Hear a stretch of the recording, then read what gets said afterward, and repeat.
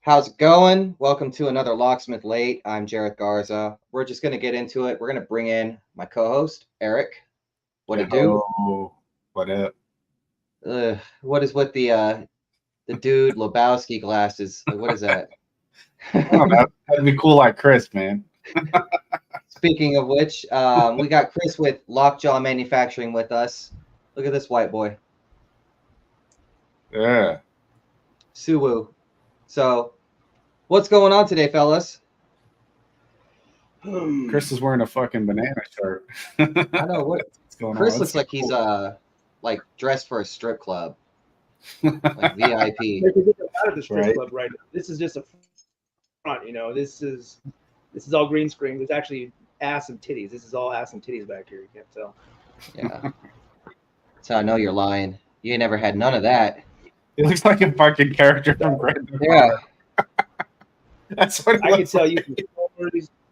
Man, I wasn't always a mild man with lock. Just saying. I love it. So what's going on, fellas? I hear today that we're going to be discussing some leashy, some lock picking, some lock sports, some stuff like that. Is that true? You set the schedule, boss. Yeah, well, apparently so. So today's agenda, I kind of have something cool. I have another camera set up. The camera is located in my room, and there you go. Let's see if I can do something real quick. One sec. Apparently, I forgot to set the camera to on. So if you look, I've got an ass load of equipment right here. Can you hear me? Yeah. Cool. All right. So my headset is currently on microphone. I will be showing here in a few, perhaps a Rytan RY2000 code cutting machine. It is set up for Schlage and Quickset. And why would I be showing something off like that? I don't know. I also have this nifty ass lock picking case. I don't know where I got this from. There we go. Where? I got one of those too. I think this guy down here sells them. I don't know. It's pretty handy. So it holds my plug spinner. That's a sign of a true professional. My Andrew Law lock picks. I got some Peterson in here. Here's actually, let's get sidetracked. I want to show you guys something I've had for probably 15 years. This is a custom lock pick I had made when I was just beginning, and it was made by a guy named Brian White. And we used to call this a Forstner or a half diamond hybrid. And it used to be like 10 years ago my favorite design. But I've had it ever since. What do you think about that? It was called Tiger Stripe G10 scale. It's pretty cool. I like right? it. Looks like a fucking steak knife. Yeah, there you go. I like it. It's cool. Yeah. It's pretty neat. I carry it with me for good luck. The guy was a knife maker, and he was also a hobby lock picker, so that's pretty cool. But also Chris's little leashy case, he was smart.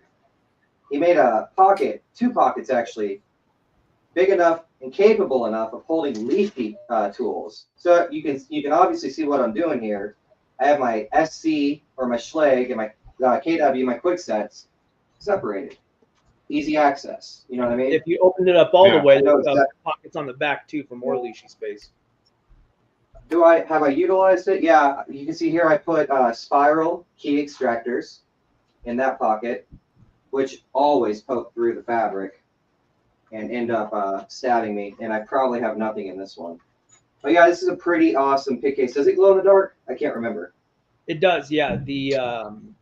The chain glows in the dark, and then the red on the outside glows in the dark also. Very cool. UV exposure. So why do I have this stuff here, Chris? Like, there's got to be some reason, right? I mean, I'm not quite. I don't know. I even have this right here. I have a pinning kit just in case people are really, really uneducated and they want to know. Watch me just spill it everywhere right now. You know what I mean? Watch me My just day dump right it there. over. Dude, I would just quit. So I have all this stuff here for a reason, and that's because I'm pretty excited to talk about, of course, here we go again. Welcome to the TLA podcast, ladies and gentlemen. So the TLA is coming up in October, right? Yeah. Yeah, it's October 25th or 28th. What's going on? What's going to happen? Classes will be taught before the convention, and then we'll have the convention. And at the convention, there's going to be a lot of free food, a lot of free alcohol, and there's also going to be a lockpicking contest, right? Yeah. So I was told somebody can come take that championship belt off your hands. I am. So you see, I think I might have gotten Jared's head today. I mentioned that I have a dark horse that's I have a ringer that's gonna be part of this, and I think he's gonna have a hard time sleeping for the next month. He's just gonna be thinking about that. Who could it be? Who could this masked person be that's gonna usurp my title? So hopefully he loses some sleep over it. Mm-hmm. Yeah, actually, I've been looking forward to winning the contest again for a year straight. Ever since I won it last year, I've been looking forward to this year. And so you did fuck with me. You said that you have what was the word you used? A ringer? A dead or ringer? Yeah, a ringer or something like that. Yeah. And it kind of made me nervous. Last year I beat everybody by at least 15 minutes. So I figured today I will help my competition out, give a little free class. People might say, oh, you shouldn't pick locks or da-da-da on YouTube. Well, this will be like the 1001 video regarding this very subject. So I figure, do you guys have any tips for picking locks? Yeah, there's probably a lot more. Are you going to compete in the contest, you two? What? Maybe. Question? What? Are you going to compete? Oh no, I've withdrawn that charitable event for me to compete in. Eric, are you? Compete in it. Yeah, why not? Fuck it. That ship has sailed. I don't know what that means. Ben Shana Murray asked me, how does the right hand punch hold up? Pretty fucking good. And what I especially like about it is it fits in a ammo can. Like military 50 caliber case. It'll fit right into one of those pretty reliably. I want to jump over. So I'm going to bring this camera up into full view. Let's get it going. We're going to do this. We're going to do this. No, we're going to do this. We're going to do this. This one right here. Yes, there we go. Primary. And how can we get you gentlemen still on? Here we go. Oop, okay. Over on the side. And let me go ahead. Now I need to keep the camera on so you guys can still hear me. All right, so I'm Jared Garza. I'm about to break all the rules for you guys. About to piss off all the locksmiths who say you can't do this shit on YouTube. But previously, a commenter had said that ship has sailed a long time ago. In fact, whenever the Quickset leashy just came out, I was one of the first videos on YouTube, just because I wanted to be. And I also showed how to use the Quickset leashy with the Quickset Pack-a-Punch. Huh? What the fuck did you say? I was Chris? saying when the Quickset or the residential leashes came out, I was at Just Cars 2019. Like they just came out. I remember bought them from Midwest Keyless, and Mike Hennessy still worked for them. Like the fucking day they came out. Love that. Yeah. Shit. Yeah. What's Mike up, Hennessy, Gio? there's a name. Let me grab my coffee and my vape. So I'm going to show you guys. I want to help my competition because last year I smoked the competition by like 15 minutes. I had to stand around all day. So I've got a pile of locks over here. I'm going to grab them, okay? Shit, me and Paul had to stand around all day waiting on you to hurry up and get named the champion. Eric, what keyway is this? No fucking idea. This is quick set. How can we tell a quick set from a Schleg? It's quite simple. We got a Z right here. And then right here, we don't. You see what I'm saying? It's more square, more blocky, okay? This one's more angular. That's how we can easily spot a Schleg versus a quick set. Now, throwing the tool into the lock, put the probe up. If you don't, the probe will hit the pins as you push it in. So we're going to put the probe up, seat it all the way in. Now I'm going to show you there's a shoulder right here. Just like if it was a key, that's going to go all the way in. All right. So a pro tip I like to show is if you're not getting good binding or you're not confident in your binding, switch directions. Don't give it a second thought. See how this one's stuck right here, Chris? Yep. We're going to release a little tension, and it popped right back up. Now it's springy. You mentioned that technique 2. about releasing the pressure. If you get a overset, you just let it go back a little bit, 1 or 2 clicks. That has changed my Chrysler picking. I don't know what it was that you did to me, but that worked out very well in my brain. So we have 3 set, 2 is set, 1 is set. And it's really hard to pick under these conditions. 4, I think, might be set. I'm going to, oh, I heard it. It popped up. Something popped up. Oh, they're all set still. 5 is overset. Look at me, I'm struggling on camera now because I was trying to look cool. But we see, the huge is 3 set? Is 3 set, Chris? Yeah. Is 2 set? Yep. Is 1 set? Yeah. Oh, yeah. Okay. Is 4 set? No. You silly goose, 4 is not set. Maybe you might be able to get more out of it. That's not a lot of. Look at this 5. This 5 is playing hell with me. Okay, so I'm going to go the other way. All right, so I'm picking at an odd angle, and apparently I haven't practiced, have I? It looks like, Chris, I might get dethroned. It's going to be some What do you prima think? nocta up in the TLA. Some what? What? Some prima nocta? That's not what I said. Is You that misheard me. Latin? That must be something pretty explicit. Okay, so we got springy, springy. Everything's feeling springy. Is my lock picked?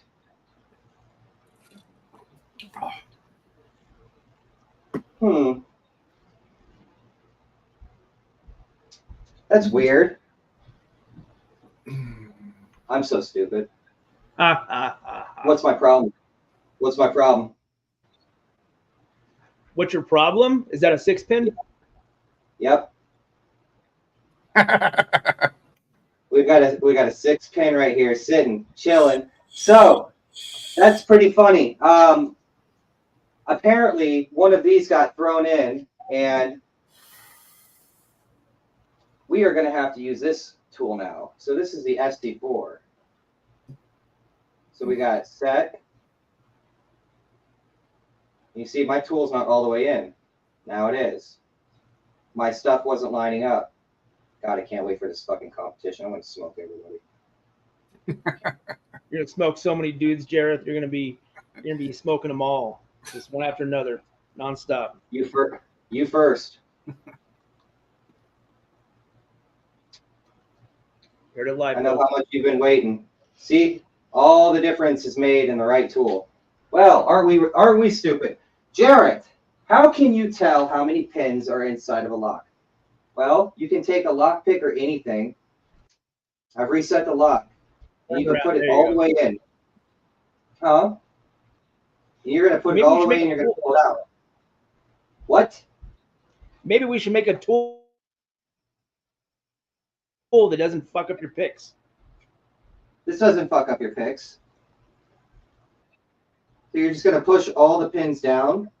And as you pull the tool out, I'm going to put my ear next to it as I pull it out. You might not be able to see it.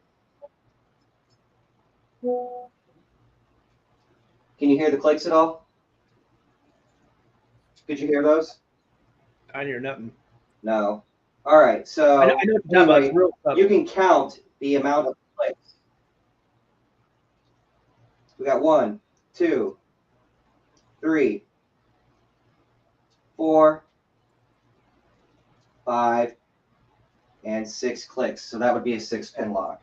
Cool. So real quick again, my competition in Texas is going to involve Schlage and Quickset, I believe. So I want my competitors to study, and they should definitely get better, because I'm coming for that ass. You know what I mean? I'm coming for it. Eric, what keyway? Quickset. Quickset. Again, the probe is out of the way. It's lifted up. We're putting it in to where the shoulder butts all the way against the face of the lock, or where it's supposed to. We're going to apply tension. Springy. Bound. Now set. It's springy. Bound. Now set. That's springy. Bound. Now set. Springy. Springy. Springy. I heard a click, but it's still stuck. I'm going to release a little tension. And there it goes. What do you think, Chris? You said that you're learning about the compression and oversetting and learning how to release the tension has helped you with your Chrysler game. Has it helped you with anything else? A lot of the F-Series picking also, because you really don't want to bump those because they have the floating Bibles. So you risk fucking them up if you hit them too hard. So I always try to leashy those as much as I can. It's real easy to overset an F-Series, especially the handles, like the levers and stuff. Yeah. So I realize you got to take your time with those and really not overset them. The F-Series, they have... I want to go pick mine. What? I said I want to go pick mine now. I have an F-Series.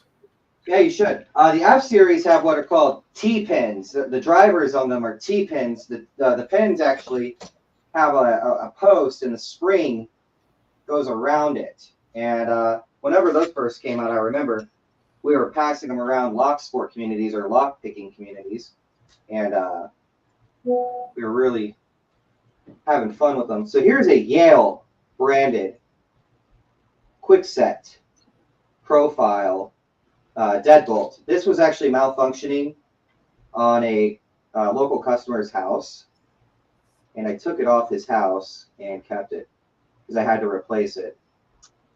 So we got springy, springy, springy, bound, now springy, and this should be our last man standing, but it's not. So that means we have to go back, and 2 is bound, and there it is. What do you think, Chris? You think anyone's going to smoke my ass? I mean, that's not bad. That's what I would probably be cranking out on some of these locks. I noticed that a lot of the GMS cylinders, a lot of the Mortis cylinders don't really have any security pins. It's mostly always the factory stuff. Even Quicksets have security pins now, it looks like.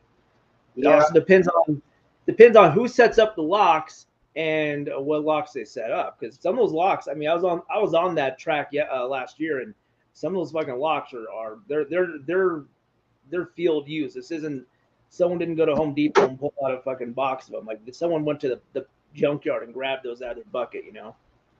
I think that the contest this year, they need to pin every lock fresh. Do you agree? Yeah, I do, because there are factors when it comes to doing a leashy on just a regular lockout. Like, I almost rarely never just go in, just shove my tool in there. I always check. We'll see if is this, you know, I'll flush it out. I'll put a blank in there. I'll run it a little bit as the manufacturer wants you to do whenever you use the tool. So if you just go in with, you know, no prep, yeah, it's hit or miss. I think they all should be prepped in a good working operating order first. I like to go through the lock, you know, when I'm not in time constraints. And what I'll do is I'll put it in, no tension, and I will find the parts and make sure they're all there. They're not obstructed. You know, it's not down here somewhere, jammed up, etc. At the TLA, it seemed every row that each competitor was on had a trouble lock, and I know I had one where 2 and 4 were seized where they were supposed to be. They were locked down here, and I kept oversetting them because I was like, "Where the fuck are they?" And I'd push them down, and I almost got pissed, but all I had to do was hit this one, and this one, and the lock turned right over. And thank God I was, experienced enough to try that. So I'm going to show something. Sometimes you'll put tension on the lock, and you feel like you just can't hunt around in it. Like the leashy's not moving. Change directions. Okay. I do that a lot, especially for Schleg. That's Schleg always picks easier to the lock position than it does in the lock position. So let's show this real quick. I'm trying to hold my magnifier steady. Yes, that's my foot. So I'm resetting this lock. I'm going to show you something. I'm going to apply a little tension, and I'm going to go through. That one clicked. This one's springy. This one's bound. Watch my tool. See it move? We've got spool pins in here. So springy, springy, springy, solid as a rock. Watch my fingers. They will counter rotate. Okay, and there it goes. See that? One spool at least in that lock. So or factory quickset. I'm seeing that more and more. It's kind of irritating to see quickset actually for 30 years they didn't give a shit, and all of a sudden they're smart key and they're putting spool pins in their pin tumblers now. I kind of dig it. It's like for 50 years they were absolute garbage, and then finally somebody was like, maybe we can do better. What's your experience with the electric pick guns? I'm not a big fan. I can SPP or use a leashy tool quicker than I can use usually those electric pick guns. I feel like the electric pick guns are playing the lottery, and a leashy or hook picks is like sniping. The quickset keyway, the WR5, WR3 keyways, all your arrow keyways, all your real open keyways, you can shred through that thing in about 2 seconds on most of them, especially your Defiance, your Town Gate, where the fuck they are, the Lowe's brand, all those KW1 clones, it fucking owns them. I mean, we're talking, it takes you longer to turn it than it does actually to unlock it. What is this? The one I'm using is the Kronos electric pick gun by Multi-Pick. It's made out of Cologne, Germany. I've seen that one. I actually sent it in for repair. Really... It's been in customs. If I have it, I'll bring it to Texas. That thing is fucking nice. I actually have an antique pick gun. It's made by Wendt, Wendt. It's German, I believe, and it's a really cool pick gun, but I don't ever use it. I mostly bought it because it was an antique. Now I'm trying to find a certain lock here to show you guys. Okay, this is it, I believe. Okay, so we got 5 bound now set. 4, 3, 2 is bound, 1 is bound. Okay, springy, springy, bound. Now springy. All right, so they're all springy. I believe the 4 is a 6, so if we turn our thumb hard, there it is. The deepest depth is 6 in the system, and sometimes whenever you have a 6 depth in the lock, it will be a confusing thing to come across. So we have 5 that's bound.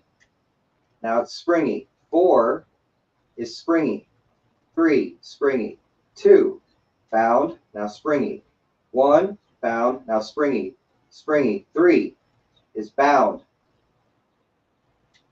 Now springy. Now I was applying a lot of force, but if I hadn't been, and the lock hadn't turned, number 4 is a 6 depth, and that 6 depth is actually riding on top of the leashy itself, because the leashy itself is taller than what a 9 depth is supposed to allow. Okay, so that 9 depth is actually going to dig into your leashy tool whenever you force it over. But that's just kind of something that we have to deal with. I got a question for you. So everyone, well, I would assume everyone that's watching this is a locksmith. There was a custom how locks and keys and all this stuff work.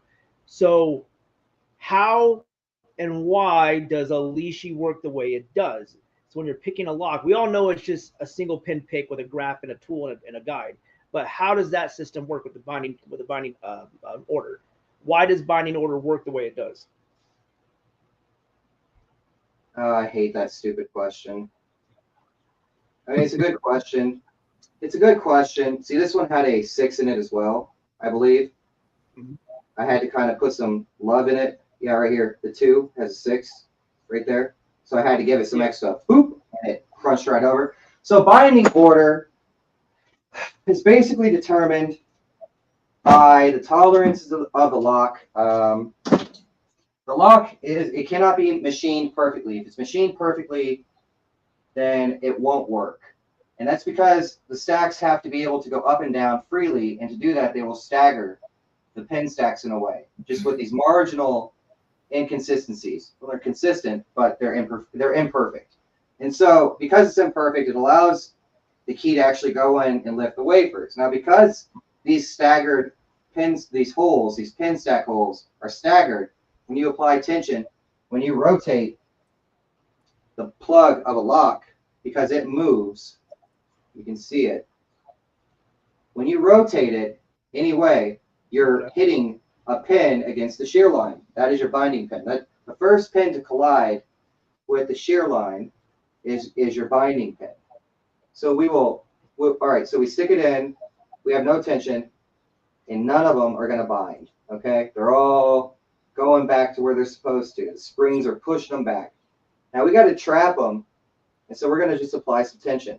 How much? Enough until enough is enough. And so I can do a finger pad of pressure, and look at that. We got a binding pin. That one's springy, binding, and springy. So technically 4 and 1 are our binding pins. Now, which one is the binding pin? Well, which one's harder? 1 is now springy. Let's go to 4. It's solid. 4 is our first. 5, springy. 3 was bound, now springy. 2, springy. 1, springy. 5 is bound. Boop, and it's picked. You see what I'm saying? There's no witchcraft involved. You don't go front, back, middle, back, front, middle, back, middle, front, lottie freaking da. You go after the binding pin. Capiche? 10-4. Good. And so I'm hoping that we have some Texan locksmiths or Texas locksmiths who are watching and who can actually challenge me this year. So, Chris, you're not going to be competing. Eric is. Do we have Paul on? No. I don't know where Paul's at. Paul disappeared. So, real quick. Anna's We got on. all these. Who is? Anna. She can challenge you. Do you want to build a snowman? That's right. Springy. All right, Chris, you're going to help me pick this lock. Which pin is the binding pin? 3. No, wait. No, keep going. Keep going. We got 5. a couple here. It's not 2 and it's not 1. Anything left at 3 should be able to do it, but 5 looks like it's giving the most pressure I can see. Okay, so we've set 5. We're going to go back. Now 4 is barely bound. So I'm just going to go ahead and set it. That's what we call a soft bind, okay? Now we're going to look for a hard bind. 3's feeling pretty solid. No. Maybe. That number 1 right there. Okay, I can see it warping the pick itself. 1 is no longer springy. We need to reduce. Yep. And it bounced up and now it's springy. There you go. 2, springy. 3, ouch. 4 is a light bind again. It's reset itself and it's there. So 5 has stayed where it should be. 4 is going to be our last guy standing probably. Is that an overset? Nope, you're good.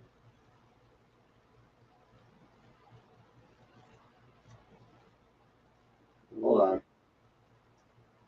There it is. Yep. That's a dirty pin right there. So 4 bounce back, 3 springy, 2 popped up. Yep. 2. It's a light. 1. Okay. Nope. It's going to be 4. There it is. Uh-oh. Got to back it up a little bit. Did you overset it? Yeah, I did. It's a dry, dirty lock. So now it's springy. 3 springy. 2 is set. 1 set. 5 bound. Set. Damn this lock, huh? This is what we call a fight. Okay, so 2 is going to be the one that is currently stuck. And I heard it pop up. So now it's springy, springy, springy. That 4. Springy. 5 is overset. Springy, springy, springy, springy. And we're going to sit here. See it? Hold on. There it is. Bam. See, that's a dry, dirty lock. That's a GMS, I'm assuming, right? Just unlabeled. Let me look. Yeah, it's got a mark on it. Let's see. I don't know what this is. Sorry, it's all It says good. made in Mexico, so it's probably GMS. So you see, here's a couple of tips that I've given people. So if it's got the deepest depth in the system and it's quick set, you give it a little extra love, and it'll cause it to pop over. That's only if your each pin that you're going through and detecting is springy. Okay, and then Let's talk about what do you do about master key systems? How hard is it to decode with a leash on a master system? it can be impossible because, like, say a pin stack has, like, there's 2 pin stacks or 2 pin chambers that have multiple master pins in them, drivers and key pins. Technically, you know, if the pin stack is separated like 3 times, yep, you can create, you know, 5 different keys per lock. So it's like, which key is, if the person pinning it does a certain technique, some people always put master on the bottom with deep cuts and they build off of it, or some people do vice versa. Masters and shallow cuts and they reduce down for the operating keys. So it always really changes depending on who pinned it, how it was kept up. Are there entire stacks that aren't splitting because they're dirty, or that key hasn't been used in forever, so it's kind of grimed up, so a 2 and a 3 become a single 5. You never can find it in there. Yeah, but do you trust people if you were to ask them? Like, no. I don't know. Like, nope, I never will ever try to decode a master from a leashy. It's just so it's a shot in the dark. I've had customers, and you know, they'll have an apartment complex or something, and they'll be like, "Yeah, we lost our master key. Can you recreate it?" And I'm like, "Sure, you know, but I'll need to take apart like maybe 3 or 4 locks, you know, to determine exactly what it was." And they don't like the fact that I'll tell them, like, I have to charge them a couple of hours to decode their system.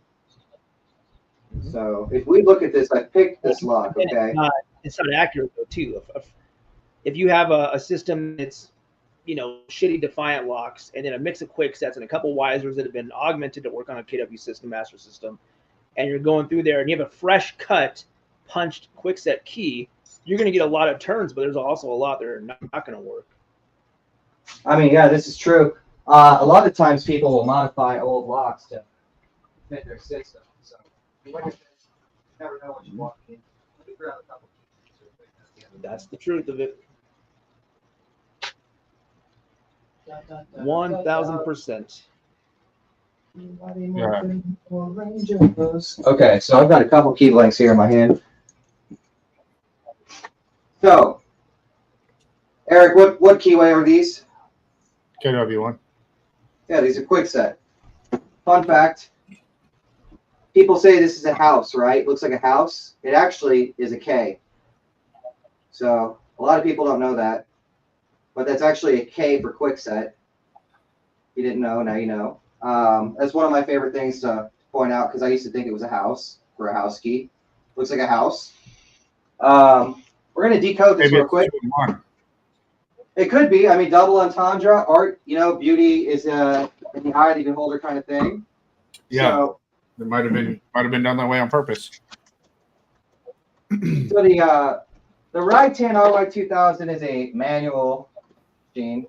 It works kind of like a typewriter. It clocks. It has preset destinations. This is space 1, 2, 3, 4, 5, 6, and return. I need to lubricate it, as you can tell. You can change the spacing right here. Right now I have the Schlage spacing bar in it, but the spacing bar for Schlage works for both Quickset and Schlage. So Interesting. Spacing bar is right there. You can see it's got lines in it for the spacing. And this is a hell of a tool. Somebody earlier commented and asked how it holds up. It holds up remarkably well. It's a tool that I can drop and trust not to break. I've calibrated these. They're very easy to calibrate. Right here, these little holes are how you calibrate the depth, because there's a screw that goes in here, and this whole mechanism is controlled by all of this. So the depth pushes right here, and this, whenever you affect the depth, moves the clamp. See that? What makes the Rytan better than the Blue Punch in your book, Jareth? The only thing better than it is size, and if you get the dual punch. Otherwise, I say that the Blue Punch is superior. Okay? I agree. So, I mean, the Blue Punch is the fastest, most efficient. It's robust, super well built. This is made of aluminum in certain places. But as you see, the Rytan is a little more affordable, and you can get 2-in-1. So that is a bonus to it. I love it because like 80% of houses use either Quickset or Schlage, right? So, yep. Like I cut 80% of my house keys on this. Anything else gets duplicated, Or if I'm code cutting, a house key or commercial key gets cut on the frame it. This does 85% of the work for residential and commercial. Now, I'm going to slip this in real quick on this side. This is the Quickset side. Schlage would be put over here. We're going to put it in. And now it's going to be cutting space 1. Chris, what is space 1? What is the depth? That would be a Cinco. Good sir. Cinco? That's okay, so we're going to turn the wheel to 5. Eric, what is depth? What is space 2? Focus that motherfucker first. It looks like a 1. We could probably skip it, but I'll cut a 1. Now, space 3 is going to be a 3. All right? We're going to go to 3. Of course, this is, I would have already been done by now, but, we're taking you all along for the ride. What's this 1? This is a 4. And then a 4. Oh. So we got 4, 4.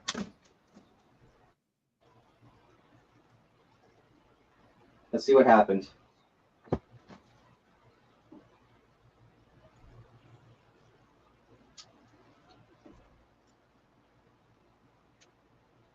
She works. Pretty cool, right? Huh? That looks tight. It is a little tight, and we can actually look at it for impression marks, see if we have any. Super hard to see under my current conditions, but it looks like that deep cut right next to that deep cut at the beginning. Right here, yeah, I see that. You see that? Mm-hmm. Yeah, there's an impression mark right there where my fingernail is. And where's your file? I know you got one for file. Right there. What's the max on a KW1 system, Jareth? I'd have to assume 4 or greater because we have 1 to 5 right here, and I can't imagine it climbs much higher than that. Yeah, that was it. Now she's glassy smooth. Pretty cool, right? Like, see that? Eric spotted my impression mark over the internet, okay? Now, if you have trouble spotting impression marks in person, that's a lack of training, okay? I mean, shit, that's an art form right there. And Eric was able to spot that from 1 million miles away, wherever he's at, right? I don't know, man. I really want somebody to give me a challenge. I don't want to sit up there all day. I don't want to feel like I robbed the convention of their treasure, you know? I want to feel like I earned it. And I hope that Hunter Goodman, he's one of the members' sons. He was the closest competitor, the one who gave me the most scare. I'm hoping that he is going to be there. Well, I'm generally hoping that the staffing there, the TLA, does not try and sabotage you. I really hope they're like, you know what, fuck this guy. We're gonna make sure a Texas boy takes it home, or girl. I'd like to see the look on their face whenever you win again. But at the same time, I mean, coming from automotive though, automotive lead sheet to a single pin tumbler system, it's a little bit different. for sure. And if you look, Schleg can be a pain in the ass, right? What would you call that depth right there? I'd call that a 3. You call that a 3? Because something I learned is you can't It trust looks until you like it's compress it. stopping on 4, but you can always file a 3 down to a 4. Yes. It's true. See, that one's doing it again. It's a 3.5. And so we would go 3 first, right? Because we can go deeper from there. That's a 1. That's a good looking 1 right there. Some of them land right spot on, but then some of them are just real questionable for Schleg. All right, so let's do it. Let's cut it. Let's see. What I like to do, okay, so what we have going on here is the lock is picked, okay, and the tool can actually, bear with me, my mouth is moving. That's why the camera's out of focus. The tool can actually move. Come on, fucker. You can see the tool moving and the lock moving sideways. So that can actually skew our measurements. Schleg is 0.015 thousandths of an inch from depth to depth. And what that means is that the measurements are super small from one to another. And so if we have our tool that's canted, it can read a 5. But if we cant it this way, it suddenly can read a 6. You see that? Yeah. And so what I like to do is I like to hold it flat. Let's see what happens. So I'm holding it flat. I would call that in the field, I'd call that a 6 because it's very clearly above the 5. But like Eric said, we can always do 5 and then bring it back up to a 6. So I don't have any Schleg key blanks with me. They're all out in my car. I use Schleg the most. What about you guys? keys? I don't use either one of them very often. I guess probably Quickset though pays more than some. But it just depends. I don't really do the shit. In a church with okay, first of all, if you own a building and you're getting your shit rekeyed because you have too many keys, don't ask for 80 fucking SC1 keys to give them out to all the people in your parish. That's dumb. You're making me more money. But that being said, businesses almost exclusively SC1, houses are kind of a mix between Schleg and Quickset. It's about 50-50. Check this out. Long time ago on eBay, I bought a lot of equipment from a dude. And I actually got his custom embossed keys. Like, he went out of business, but I bought like 100 of these, and I thought it was just the funniest shit ever. Wait, flip that back. Do you give those out? No, I use. What? I know where that's at. You actually I know know this? exactly where that's at. I know You know that area. Yeah, that's Gilroy, San Jose, Central Coast. That's a little bit north of where I lived for all my life. Yeah. And, like, I guess somebody retired or died. And, like, these are like These are Schlage Master key blanks too. They're like they're not SC1. The C. I forget what these are, like keyway, whatever. Yeah, they're like SC19 or some shit like that. Yeah, the composite ones. Let's see here.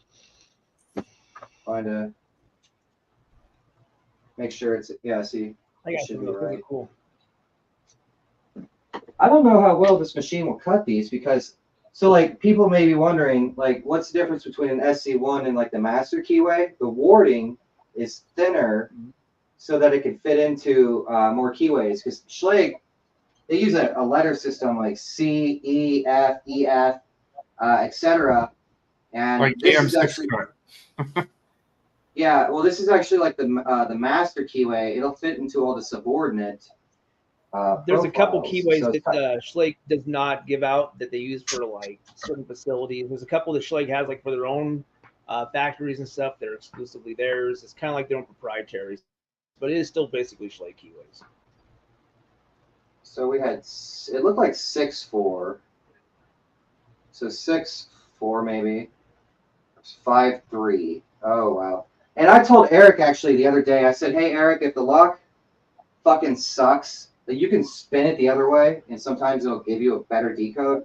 It just depends on the cylinder, because there's wear and tear inside the cylinder, and sometimes there's a better spot that you can measure against." That's looking pretty 6-y. That's looking like a 3. Mm-hmm. That's looking like a 3. 6-3-3.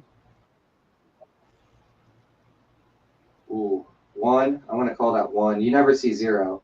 6-3-3. Let's go 5-3-3. So we're gonna go 5. 3-3. 1. And then our last dude. It's looking awfully 6-y as well. So I'm gonna put a 6 there because I'm confident that might be a 6. All right, so the only one I think we might have to progress is space 1. Doesn't turn.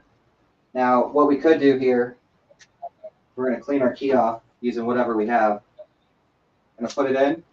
We're going to push it down, apply tension, jerk it up, relax, push it up, apply tension, pull it down, and see if we have a heavy mark anywhere.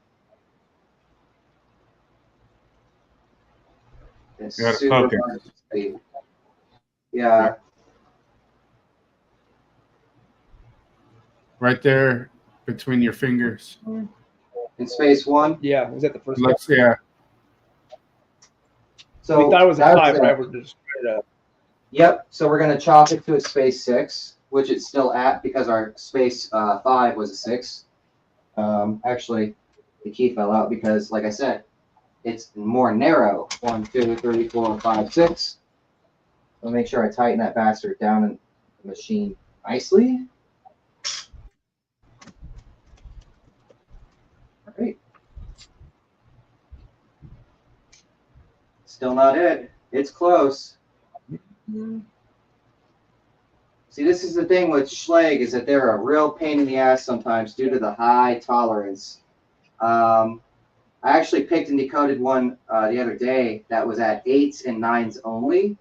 And so I didn't even have to pick any of the wafers. I could just hit the tension bar and it would spin. But on the decode, on the decode, I couldn't figure it out because everything was like a half cut. And I was like, okay, maybe this is master key, but it wasn't. Have you seen there was a cutting machine that just traced your pins. So you put a blank in, and it would copy, it would trace your pins, and it would trace it back on the other side to a key.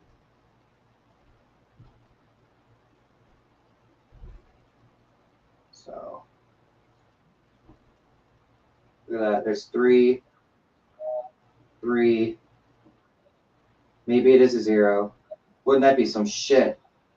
But it looks like a 1. I don't know. That's a weird one.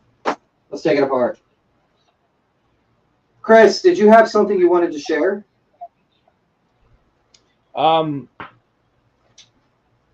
Yeah. Well, I mean, like long walks on the beach.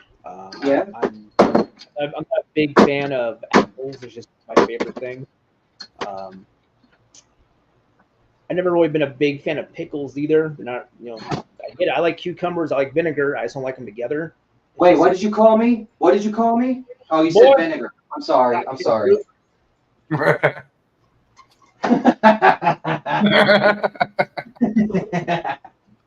Oh shit! Oh shit! One of these days I'll get canceled. I don't know. I think you got that. You got that Dave Chappelle. I don't give a fuck about my haters vibe. That I don't think that it makes you hater proof. So they say, right? All right, fucking there we go. There's our screws. So I'm gonna take this lock apart real quick. Oh, Jared, why are you taking the lock apart? Because I'd rather not waste my time and key blank inventory guessing. So we're gonna take the lock apart. We're gonna do a scientific experiment. We're gonna look, see what the hell it is. And let's take the key, this off. Check this out. I got a vintage plug follower kit that I bought a long time ago.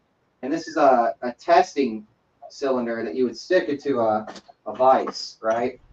And so you would stick this into a vise. This is old school shit right here, people. So you'd stick this into a vise. You can see, got all of the stuff in it. All right. So you stick it in the vise, and then whenever you put your plug in with the pins and your key, if your key and your pins aren't right, you won't be able to turn it inside of this vise attachment. The pins will obstruct like as if they were in the lock and hit the shear line, and you will be able to see what's wrong. Now, I have to pick this over real quick. Additionally, this old, I think it's an old Ilco kit or Hudson or something. It comes with these solid steel plug followers. Pretty cool. So let's just pick this real quick, and I need to remember that it is no longer being held together by the tailpiece, so it can explode. So springy, springy, springy, springy. I got a leashy question for you. We'll just say it. Don't raise your hand. Oh, I thought we're on the system here. Now I don't want to raise my hand no more. Yeah, now he's going to raise his hand every time he talks. What's your question? So why did they stop with just the SC1, the KW1, SC4, KW10 leashes? How come they haven't gone to like, I don't know, Asa Twin or fucking Crazy More Dimple locks or any of the more archaic style of keys? I know. I'm sorry. I know we got the SC, we got the Schlag, we got the C123, we got that out there. S123, we got that one out there. How come we haven't gone to like a Kaba Peaks pick, or how come we haven't gotten to something crazier? That's the wrong key, isn't it? That's the wrong key. Yeah. That's the wrong key. I think that the easy answer is Ask Mr. Lee. So it looks like our 3s that we had are actually 4s, which is interesting, right? Because they landed pretty clearly on 3. Mm-hmm. So if we look at them, they're there. Those are the obstructions right there. So we did have a 6 here. We did have a 1 here. We did have a 6 back here. But it was these 3s that are clearly obstructing. And let me show you. So we put our, see that? Mm-hmm. This is an old school way of checking your cylinder and your keys before you put them together. So if you were like Master King of Hospital or something, you had like 100 of these, you didn't want to put them all together. You wanted to test all your keys real quick. You would have one test cylinder set up. And so what we're going to do, so I'm just going to set it back down. And for those who are uninitiated, this is what the pins do. This is how they block, okay? They sit in there. There's top pins as well. But they block, they obstruct. And that's why we have ones that are binding. If we look at the top, we can actually see that the pins are not in a straight line. They look like it, but there are going to be pins that bind when others don't. Let's see if I can. All right, I got them all sticking out, and I'm applying tension. And the back 2, or the back 1, was able to be pushed back down. Number 2 was able to be pushed down. So if you see, we have these 3 binding, whereas 2 and 5 are not. So there's a little illustrative look at binding order. I'll release tension. and they'll fall back down. So we know that just by using that tool that we can visually show binding order in our hand. Now again, spaces 2 and 3 are too shallow. So I'm going to deepen them to a 4. And we're going to tighten it. 6. I don't even have to cut it. If you want to skip, you can just barely click it, and it will advance to the next space. So then we go 4, 4. Others are right. Click, click, and done. There's our key. So now we'll say, okay, well, let's hope we cut our key. Let's hope we pinned it right. Let's test it before we put it all back together. We're going to put the key in, and what do you know? It turns. Pretty cool, right? Little old school magic. We're going to put it back together. And there we go. Let's go ahead and throw our tailpiece on so I don't turn this key in 20 seconds and forget. You ever done that, Eric? You ever blown a cylinder up in your hand yet? Yeah.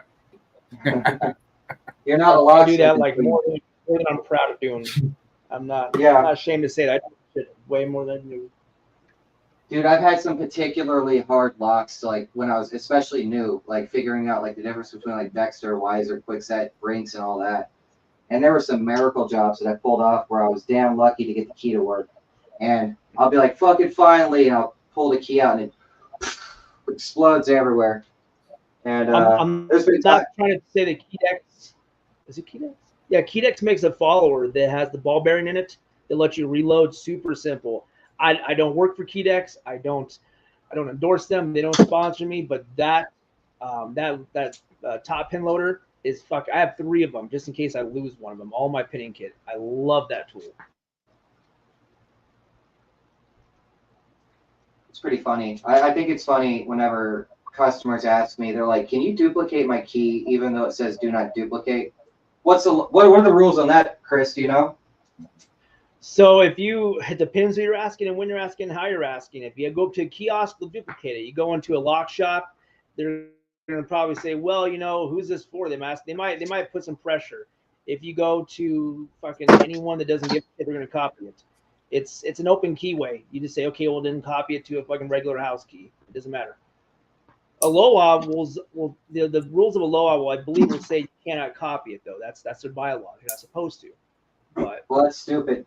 So actually, there was a master locksmith locally, LOA certified, and I use his quote when I just began. I asked him, I was like, "Do you copy like do not duplicate keys?" He says, "If it's not illegal, I'll copy it." I was like, "Well, how do you know if it's illegal?" He said, "The only key that's illegal for us to duplicate are keys that are owned by the post office." He said, "Everything else is basically Wild West." And I was like, "Really?" So that's kind of what I use. And I almost broke my Pippin file right here on my vise. I cannot believe I just did that. I just smacked it against my vise. But yeah, I emulate his tactic because I agree with it. So I want to show you guys something kind of cool. You may not think it's cool. About 7 years ago, I drove 120 miles to pick up a hurdy-gurdy that was sold on Craigslist. And the guy, like everybody else you'll meet, was a former locksmith, you know? Everybody, it seems, is a former locksmith once in their life. And he gave me super old, quickset mortise cylinders. Like, I've never seen a quickset older than this one. And I even have the boxes for them somewhere. But they're actually pinned. I saw that to font when you first showed it. Yeah, I did that on purpose. They're actually pinned to a different system or spec than what current quicksets are pinned to. Let's see here. Springy. So this has a number 6. That's one that thing 2 is a 6. you rely on old locks to be is old locks almost never have security pins, especially stuff from the 80s and 90s. But it has to be in decent working condition, though. I mean, this is a damn well-made lock if you look at it. Like, there's no cheapness. Like, if you look at this lock is probably 50 years old, maybe 40. and it looks better than the newer version. You know what I mean? Like this is actually corroded and Quickset stuff. OEM. Huh? I've never seen an OEM factory quickset cylinder like that before. Isn't that wild? And so we're gonna pull it out, and you see it's even got a Bible cap at the top that you can strip to repin it with. It's kind of neat. It's got multiple routes. Look at this old guy. No 6-pin space or nothing. You can see it hasn't been used at all. All this grit. There's no lines on it or anything. It hasn't been turned. Do I have a quick set key blank? Yes, I do. Let's see what we got. Let's even go in. Oh, she's a deep lock. So number 2 is a 6. It was a 6. Was a 6. So let's do something real quick. Now we have no pins, but luckily we've got a pinning kit. So Chris earlier asked me, what is the max of quick set? Let's see, does it say anywhere on here? I truly don't know. This is on the test. Pay attention. Yeah, I truly don't know the answer. So I'm gonna do 6 in the 2 spot because I know there was a 6 there, and I'm also gonna put a 6 in the 5 spot. So, and I'm also gonna do, actually let's do 446. That was the beginning of my old phone number. Do you guys do that stuff? Do you ever pin a lock to like your cell phone number or anything like that? Dog, that's a horrible plan. 446, and then we got 2, 6. Okay, so 446. I repeat numbers way more than I should. Oh, hey, look, I'm not even using this amazing pinning kit or pinning mat that I have here. You see this fucking pinning mat that I have here? So, real quick, in space 1, we got 4, 6, 2, 6. All right, our pins are right there. That's sexy. Look at that. I know, that's a nice mat. Chris actually gave me this mat to pass out in Aloha, and I got kind of kicked out of Aloha, not really, voluntarily. And so I haven't had a chance to give these away. We are going to have a raffle probably on our next podcast. And basically, it's not going to be a raffle. It's going to be whoever makes me laugh or something like that gets a free fucking pinning mat. So we got 4, 4, 4, 4, 6, 2, 6. Now you see, use a phone number or something that means something to you. You never have to reference a note. Look at that. That's a sawtooth right there. That'll cut somebody's finger. We're gonna see if we are on point. Like I mentioned, this lock is actually on a different spec, so I don't know if it's gonna work. What's the spec difference? Is it just different measurements on the pins, or is it different depths of the keys? Both. Because if it's different measurements of the pins, then it'll be different measurements of the key too. So I think it's going to turn. They're kind of protruding a little bit. I don't know. These ones right here. We'll see. I might have to thumb up. So right here, it's not going to turn. It turned. What does that mean? Cuts are too shallow. This will actually impression. At least it should.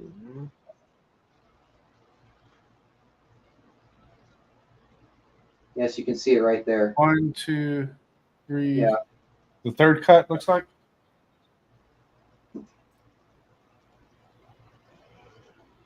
Yes. Might be all of them, to be completely honest with you. I might have just got a bad cut there on this blank. I think max is 4, by the way, on that. You think? If I remember correctly, I had a chart somewhere. I think you are correct because because if it's on a quick set, you either have a 6 or a 1. You never want to put a 6 and 1. So I think. Did you see that? Did you guys see that? Now in my test cylinder, the lock, I had to force it, but because there's a literal gap between these two parts, between the cylinder wall and the plug itself, there's about a 2/1000th of an inch. Oh, I guess that we can call it an allowance or a tolerance. So because my key is close enough and that gap is there, it's Krispy Kreme. It's a little clicky, but the customer would never know. In fact, if we did this, that will deburr our key or our pins, and we will have a perfectly working key. Any questions, Chris, on leashy or anything like that?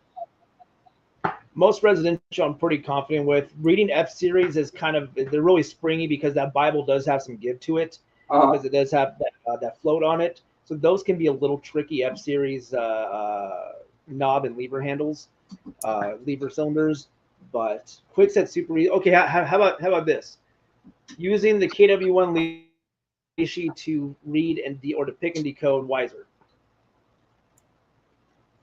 So using the quickset leashy to pick and decode Wiser. Okay. Yeah. And Wiser has different space and depth measurements. In fact, I have a Wiser knob for this punch machine. And every time I use it, I have to actually recalibrate my machine. So you could do it. We talked about it earlier. It's point of reference. You know what I mean? Mm-hmm. It's not going to be precise. Like you may decode a 1 and you may have to cut a 2 according to the Wiser system. But according to the quickset system, it'll decode as a 1. But you'll have to use your brain, and you'll have to use, okay, so 1 on a quickset is like 0.27 2/1000th of an inch or something like that. But Wiser might be, 2 or 0.255. So you'll have to make that adjustment anyways. But you can find your marks in the lock. Like say space 1, we're decoding a Wiser. We've picked it. Our first read's down here. Our second is over here. Our third is over here. We can use point of reference to say, okay, well, in this lock, space 1 has a very shallow depth. And over here is a very deep depth. And if there are only 5 or 6 depths within the system, we can map our pins out by using point of reference. But there's not 5 or 6 depths in a Wiser system. There's like 7 or 8. I forget how deep the Wiser goes. I think it's 7. Right, but this is my point. Like even if it doesn't line up, we can still find some kind of point of reference to help us. Yeah. But what I would say is don't do that. Just fucking pick the lock and take the lock apart, and then make your key. That will be the moral of the story. Is yes, you can do it, but it would take you so long. You can easily take it apart. Fucking, if it's a big deal, then decode it that way. Andrew Taylor had. And why leashy? The Wiser leashy is beyond me still. Andrew Taylor commented about how people are only using leashy now, which is true. Leashy makes it easy, and hooks and picks are definitely the way to go. They're what I use to learn and teach myself. And I'll show you guys some stuff real quick. So let's see here. Okay. Here are 3 different types of tension wrenches. This is your standard tension wrench that everybody will buy and get inside of one of their lockpicking kits. And one of the things to note is a twist. Why is it twisted? It's not for fanciness. The twist is actually to make it flat. So whenever you put it into the lock, you have a flat surface area to rest your finger. And sometimes you'll get ones that are not twisted. And so whenever you're picking, the narrow edge is the edge that you're contacting, and which can actually hurt you if the lock is tough. Now this is a double-sided with a twist. And now, actually it's not. This is a double-sided with a twist. And now one of the best things about this particular tension wrench is it's bottom of keyway, where it's not twisted, or it can be top of keyway.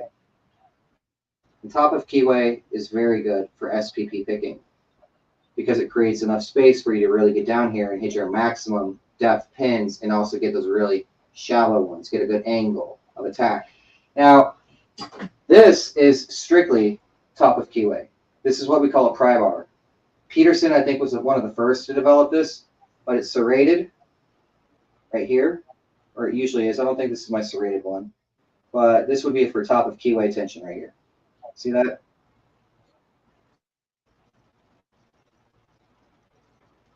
Do you guys ever use any of these tools at all?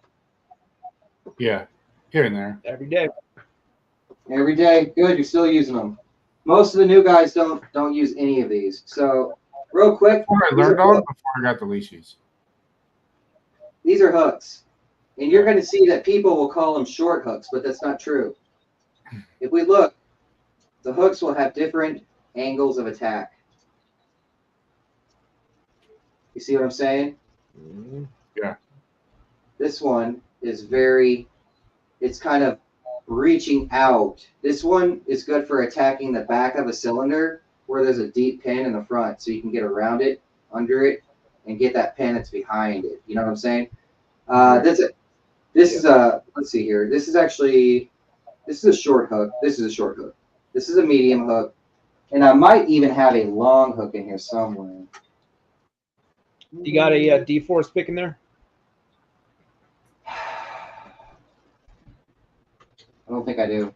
See you, Garza. Damn you. Yeah. No, I'm a hooker. I like to use hooks. Get your snowmans, your half snowmans, your Check city this out. /Ls. What's this for? Ooh. That's for single pin picking. That's for just individually lifting your pins. It's I was gonna say, is that for grabbing the bottom of the pin? Yep, that's Medico. That's one that we used to use for Medico. They call it the lifter, but we used to with Medico you have to lift to shear, and then you have to push or pull for fore and aft, and you have to rotate the pin for the sidebar. And this is really effective at going in and grabbing a pin and rotating it. And the way you rotate the pin, see how my tool is bent, is you go in there and you push one side of it. So like the right side, I would push, and if it doesn't move, I go to the left side and I pull it. And then that will set it angularly or axially, as they say, biaxial, you know? So that's a little cool little flash in the past. Here we go. Here's a nice hook right here.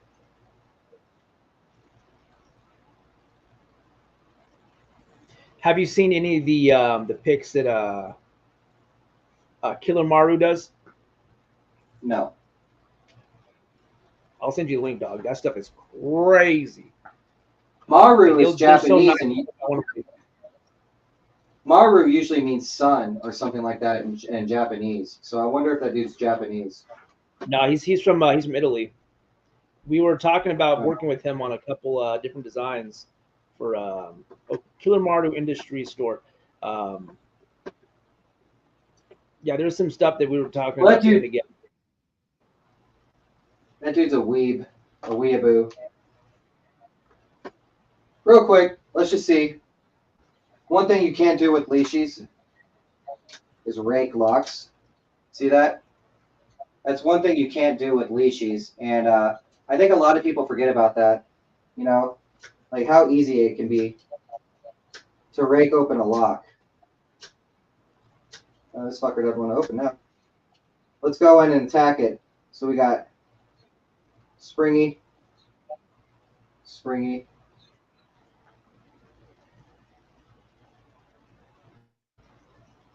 Wow, it's been a while since I've actually picked one like this, huh?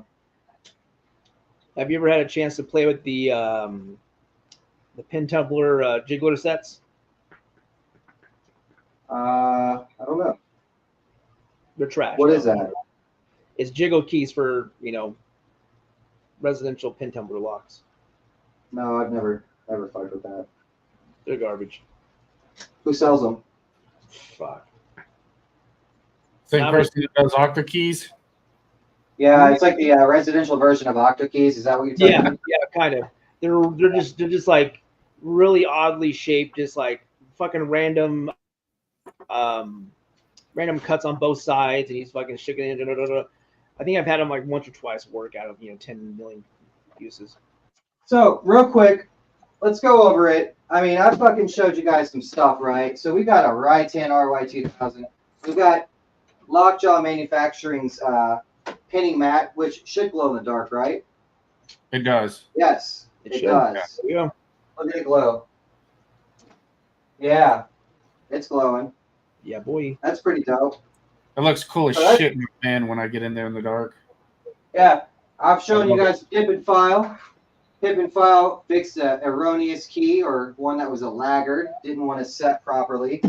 Here we have an antique set, which is actually pretty cool. Look at that. There's a transponder in there. What do you think? That's a Meg 48 or a Meg 13 right there. But yeah, I mean, it's pretty cool shit. A lot of stuff you don't see this stuff very often, do you? Like this old vintage stuff. And if you look, different diameters, peanut cylinder, probably one for mastering, Corbin mastering. And here's one of my most lucrative tools right here. Is a plug spinner. You can actually see I've used so much that it's twisted. And plug spinners are the bullseye or A1? A1, I believe. I actually bought this secondhand. I'm not quite sure. Yeah, this is the best one ever. So this one is a spring tension. Here's how I remember how to use a plug spinner. So you're at the door, you picked it this way, and it didn't unlock it. Okay. How do you use a plug spinner without fucking yourself? You simply turn the tool the way you pick the lock. Okay? That's the easiest way to remember. And so you turn the tool the way you pick the lock. I'm going to put my finger back here to block it. Oh, I actually blocked it on the wrong side. So anyway, you put the tool in the way you pick the lock, you hit the button, and it'll fucking spin it. I'm going to do it because I have a point to prove here now. People are always like, oh, can you plug spin a car lock? What do you think? Can you plug spin a car lock? Should you plug spin a car lock? Should you is a better question of can you. Yeah, that's what I'm asking. Should you? I've done it on a couple Mustangs. I've done it on a couple Freightliners. I've done it on a couple Mustangs. I'm not going to lie. This guy. This fucking if guy. you drive a 2002 Mustang, live in Spokane, your door lock stopped working, I'm sorry. It was probably my fault. All right, so look, we're going to twist it. These pegs will fit in. That's how it holds itself. Twist it, and it'll sink in. And then, you see what I'm saying? Plug spinners are so fucking awesome. And they really save me a lot of time whenever I pick a door lock the wrong way. Especially if it's like you said, Chris, an F-Series, and I had to battle it. I don't want to pick it again. So I will spin it, and the plug spinner spins it past shear so quickly that it can't re-engage.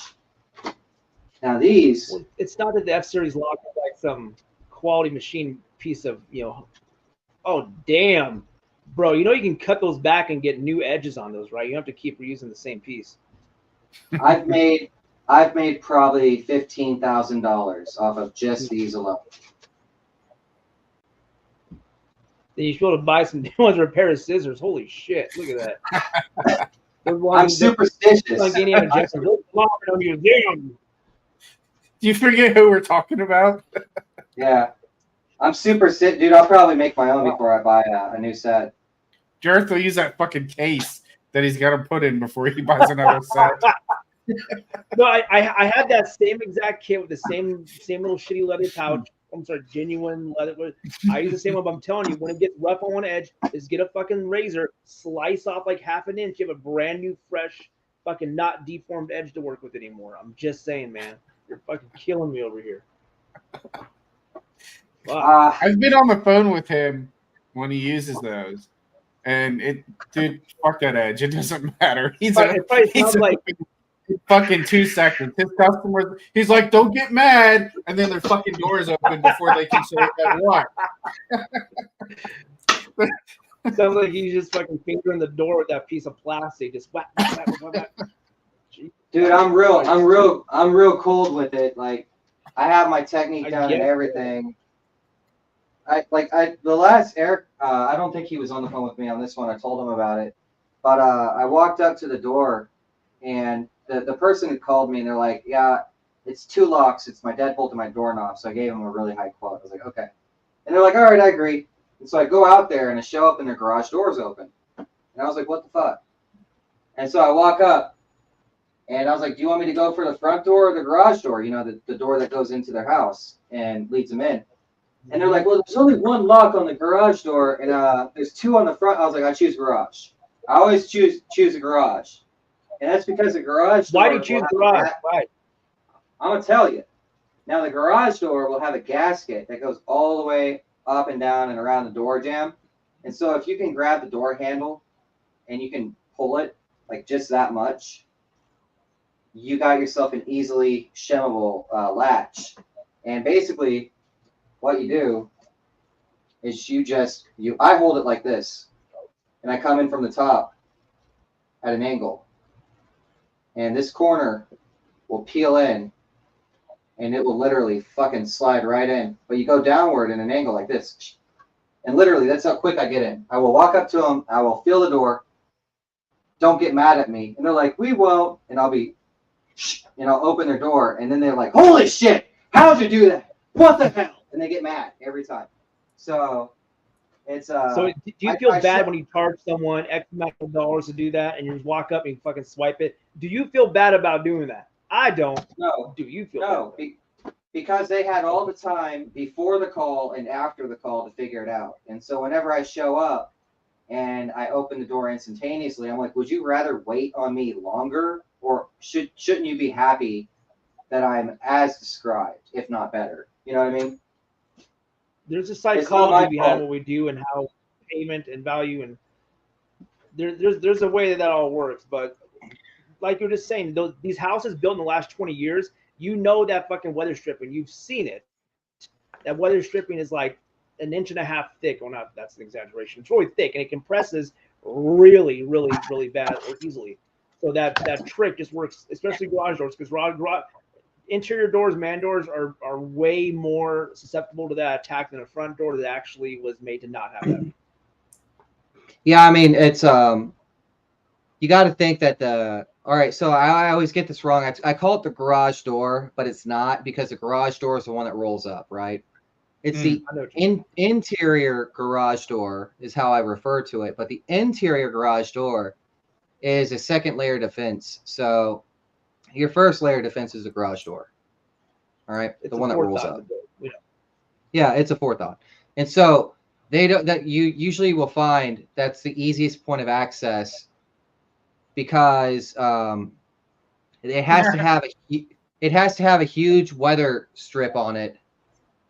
They also learned why relying on smart locks tied to the internet are bad. They got locked out due to a power. Exactly. Good point. A lot of times people will not leave the house with a card or a house key.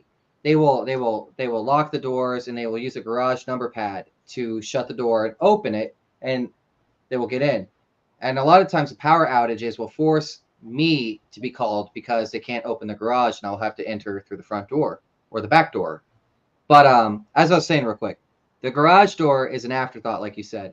The first layer of defense is the door that rolls up, and the doorknob is typically the second layer of defense, and it's compromised because there's a gap in the weather strip. There's a lot of flow of air because there's a huge door. And so that door has to actually breathe. And that's why there's a huge weather strip there. And that makes it easy. Moral of the story, guys. So if there's a smart lock and it's a doorknob, shim it. Oh, yeah. I find that locks are rarely installed correctly, and that means, when you say installed correctly, the dead latch is set up and works in a way where it does not fall into the actual strike hole and prevents the dead latch from doing its job. Very seldomly do I ever see that. Usually on new construction, even that's not 100%. I'm not even sure my doors are even set up that way. I mean, realistically, your deadbolt does all your stopping power. Let's be real here. Who the hell is Shirel? Is that a new person? The fuck did you say? I don't know. That looks familiar to me. Oh, no. Well, guys, we are at an hour and almost 30 minutes, and I have been talking most of the stream. Do you have anything to say? See you in Texas. What's with the sunglasses, Chris? Because I'm so bright, I just got my stunner shades on today. Yeah. Could they? I'm wearing my Fed Boy shirt. I'm supporting my boys at Liberty Safe today, wearing my Fed Boy shirt. Shit, just hanging out. For all of you at home that don't know what that's about, pull out your phones and look up Liberty Safe. You'll get a fun little story. Yeah, how about that? Speaking of Liberty Safe, I mean, that opens the door to a lot of potential business by, swapping out electronic locks that have a built-in back door with mechanical locks. And isn't it funny? Ain't it funny how civilian locks have a reset code or a master key code, but like GSA locks don't? You know what I mean? You ever notice that? Well, that's by design. It's a GSA container, of course. Why would it? Yeah, kind of suspect how they can throw us under the bus and shit. And the best part is, from what I understand, is that Liberty Safe wasn't really directly subpoenaed, were they? Like, they didn't know what the circumstances were. They just obliged the warrant. That's my understanding. What I read on legal experts was I don't know the entire. They just went along with a warrant. The police had. But the police supposedly had a warrant that granted access to the inside of the safe. Right. So they just obliged the request based on the let's be warrant. real here. We're going to get in, regardless if they have a code, or they bring in someone else that they got. Like, if that was just the first step, that just saved everyone a lot of time and money. We should be thankful they called Liberty and said waste my time on something. I followed a SWAT team raid at a drug dealer's house, and he had a big Canon safe, and his girlfriend let me in the house because she needed a key made to a motorcycle that was inside, and she led me through, and she's like, "Don't mind the mess. The cops searched everything. Like, they pulled bricks out of the walls, in the house to see if there was shit behind the bricks."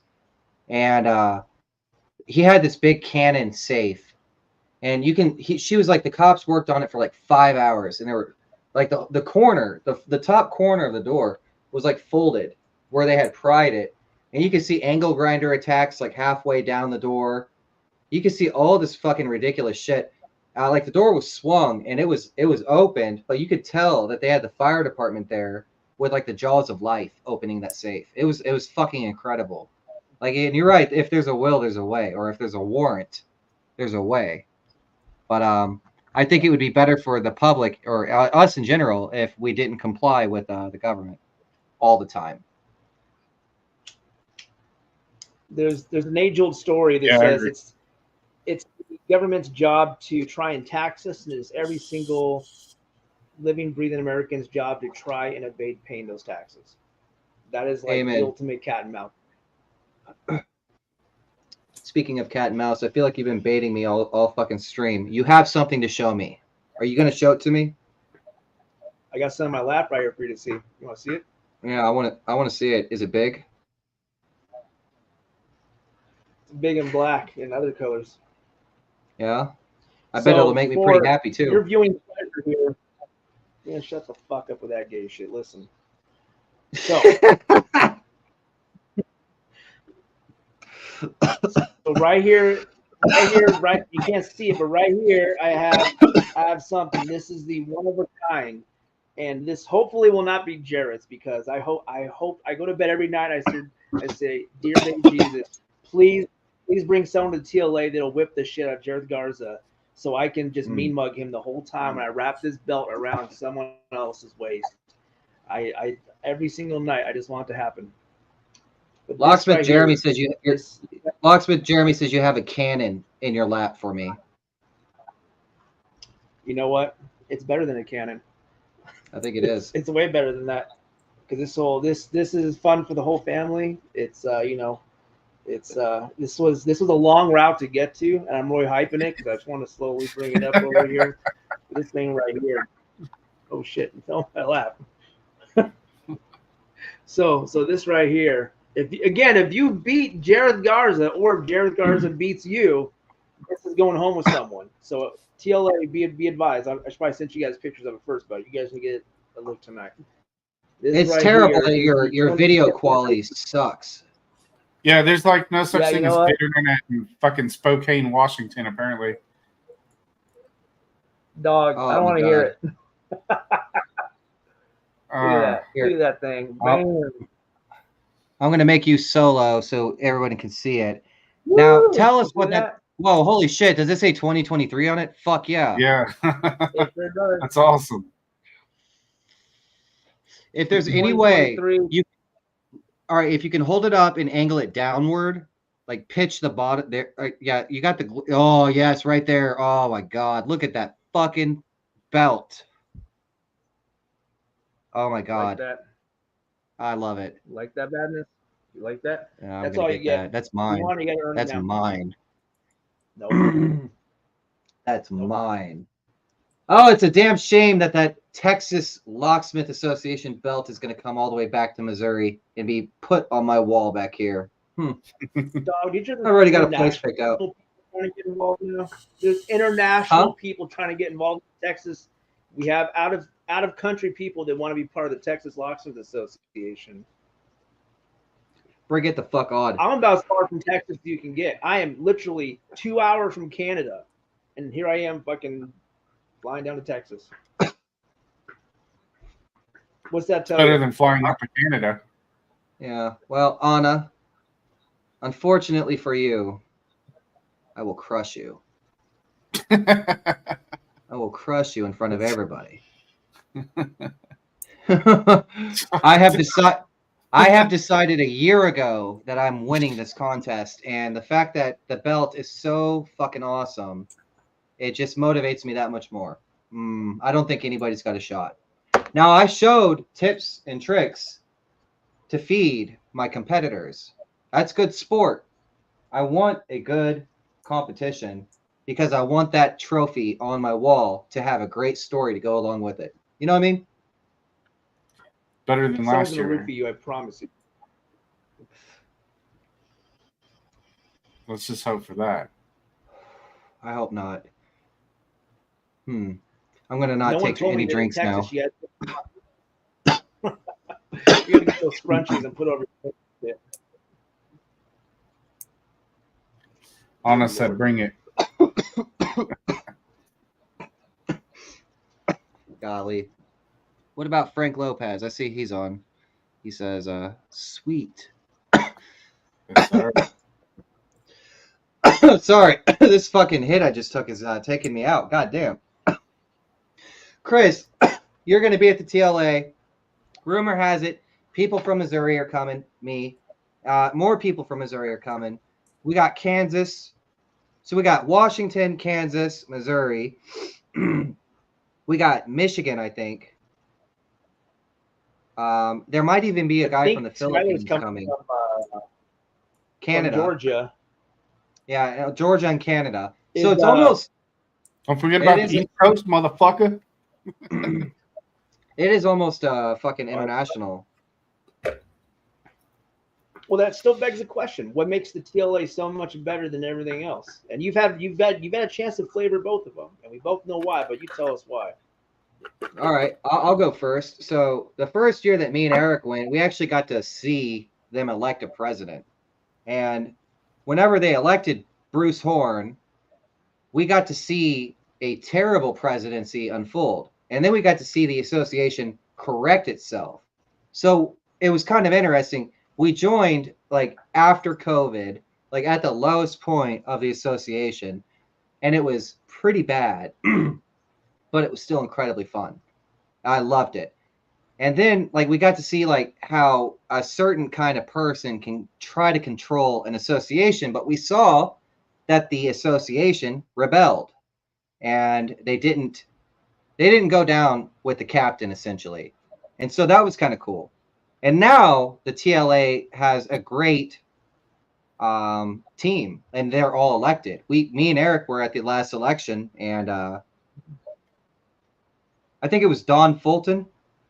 He was like, if there are no objections to our current candidates, then I motion that we just elect them and skip the vote. And everybody was like, here, here. And it was like, it was so cool. Like how, I guess you could just you can throw out an idea and they will immediately vote on it. You know what I mean? Yeah. There's no like months long bureaucratic bullshit. It's pretty fucking instantaneous. It's pretty cool. We also got to see him tell. Sounds like down there. Yeah, we also got to see him tell some guy to shut the fuck up because he wasn't a voting member. You remember that, Eric? Yeah. That was pretty awesome. It's like, hey, that's what happened to you last year. Yeah. Yeah. You know, Hey, I got told to shut the fuck up. Yeah. When you went in there drunk the very first year. Yep.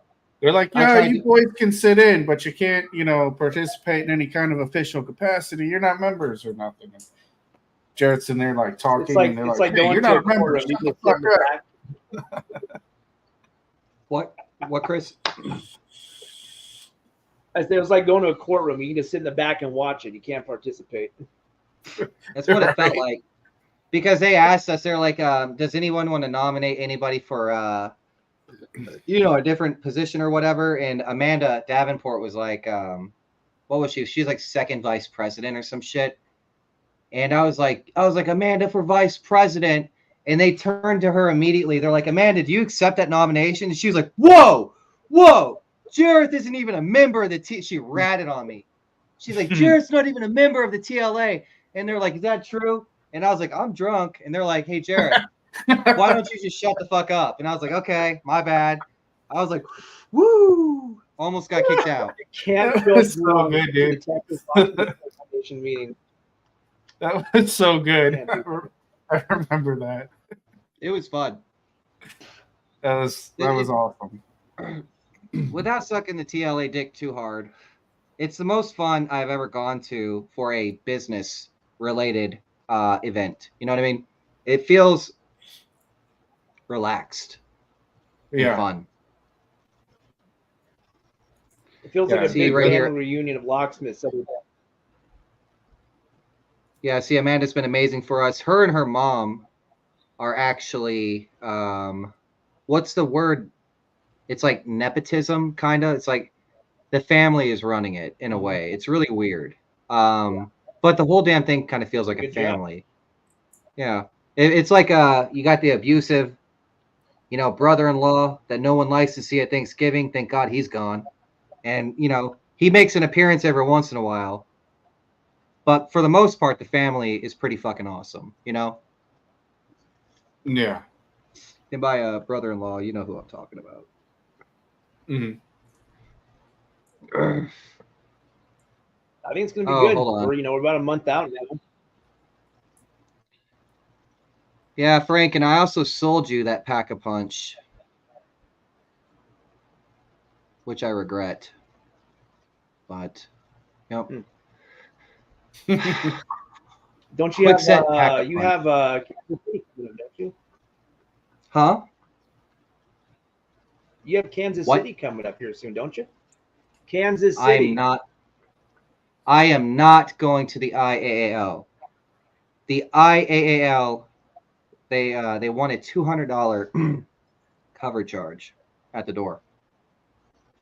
So your reservation or whatnot is $200. Did you know that?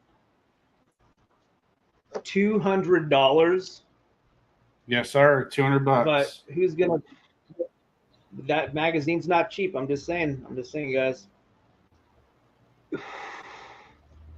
I couldn't see myself spending $200 in Kansas City for a work-related or locksmith-related convention and being appreciative of that. I would rather get a tattoo or eat a good dinner. You know what I mean? I'd rather not fly to Kansas. To Kansas City. Kansas City sucks. I live in Missouri, 2 hours away, and like Kansas City fucking sucks. People think like good for you. Now people say like, oh, the Royals are there and the Chiefs are there, but it sucks. You know what I mean? It's ghetto. It's cold. It's right by Kansas, and it fucking sucks. So to those who are going, I mean, have fun, but I can't justify $200 for Aloha in Kansas City, Missouri. I don't know. Well, let me ask this question to you then. So we just had the Aloha show in Florida what was that? A month ago, roughly. Yes. Yeah. So what has changed in car programming technology and techniques in the last month?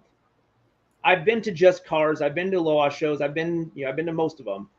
I can't say that because most of it's education. That's what I've noticed for the Just Cars and all this stuff. It's like, yeah, you got a couple hours on the convention floor, but most of it's a week-long educational system. So what the fuck has changed that makes this so dire to have 1 month after the big show of the industry? Oh, I'm sorry. I was reading that. So Nothing. the thing that's there. All right. So IAAL is a replacement for Just Cars, and even though it's a month after Aloha, it's technically like it's its own thing, right? It's supposed to be like automotive, right? It's the new Just Cars. So nothing's really changed a month, ago. But what has changed was a year ago, where Just Cars has become IAAL, and that's what this is. You know what I mean? So they should have picked a way better venue. Who the fuck chose Kansas City for the inaugural IAAL convention? I think Chris's other point is just like, if you went to Aloha, what's the point of going to Just Cars? Because or IAAL or whatever the fuck they're calling it these days. But I think his point is, if you already went there, what's the point of going to this one? Because IAAL is going to be, it's going to be for the automotive guy. You know, like Eric, you're mostly automotive, right? Yeah. That would be you. You'd go to IAAL. Now, Chris and me, there we are. Chris, the camera's mirrored. Chris and me, we do like safes, commercial, residential, and cars. We'd go to Aloha because it's all over there, IAAL, like Chris isn't going to have much need for the new G2 Turbo, but you might, you know what I mean? And so the IAAL is where that's going to be mostly featured. You know what I'm saying? It's the new benchmark for the automotive locksmith convention. It's the first one, so you can't judge it yet. Even though we are. You should go to one or the other. So because I went to Aloha, I'd be wasting my time at this one. Right. I think if you went to Aloha, you probably, I would hope, if they achieve their goals, you would have more fun at IAAL. You know what I mean? Mm. Chris is just so looking. So if you are a full-fledged, full-service shop that does safes, automotive, and everything, that means you're going to SAVTA, which is in Reno generally. You're going to the IAAL, and then you're going to the big show. That's 3 conventions. You're going to 3 conventions, not to mention anything you have for your local or regional trade shows, like IML or fucking any of those other guys. I mean, you could go to as many as you want. You don't have to go to any of them. You know what I mean? I'm just saying that's a lot of dough to be putting down to go learn stuff you may already know. Because don't get me wrong, I went to Just Cars. It was pretty good.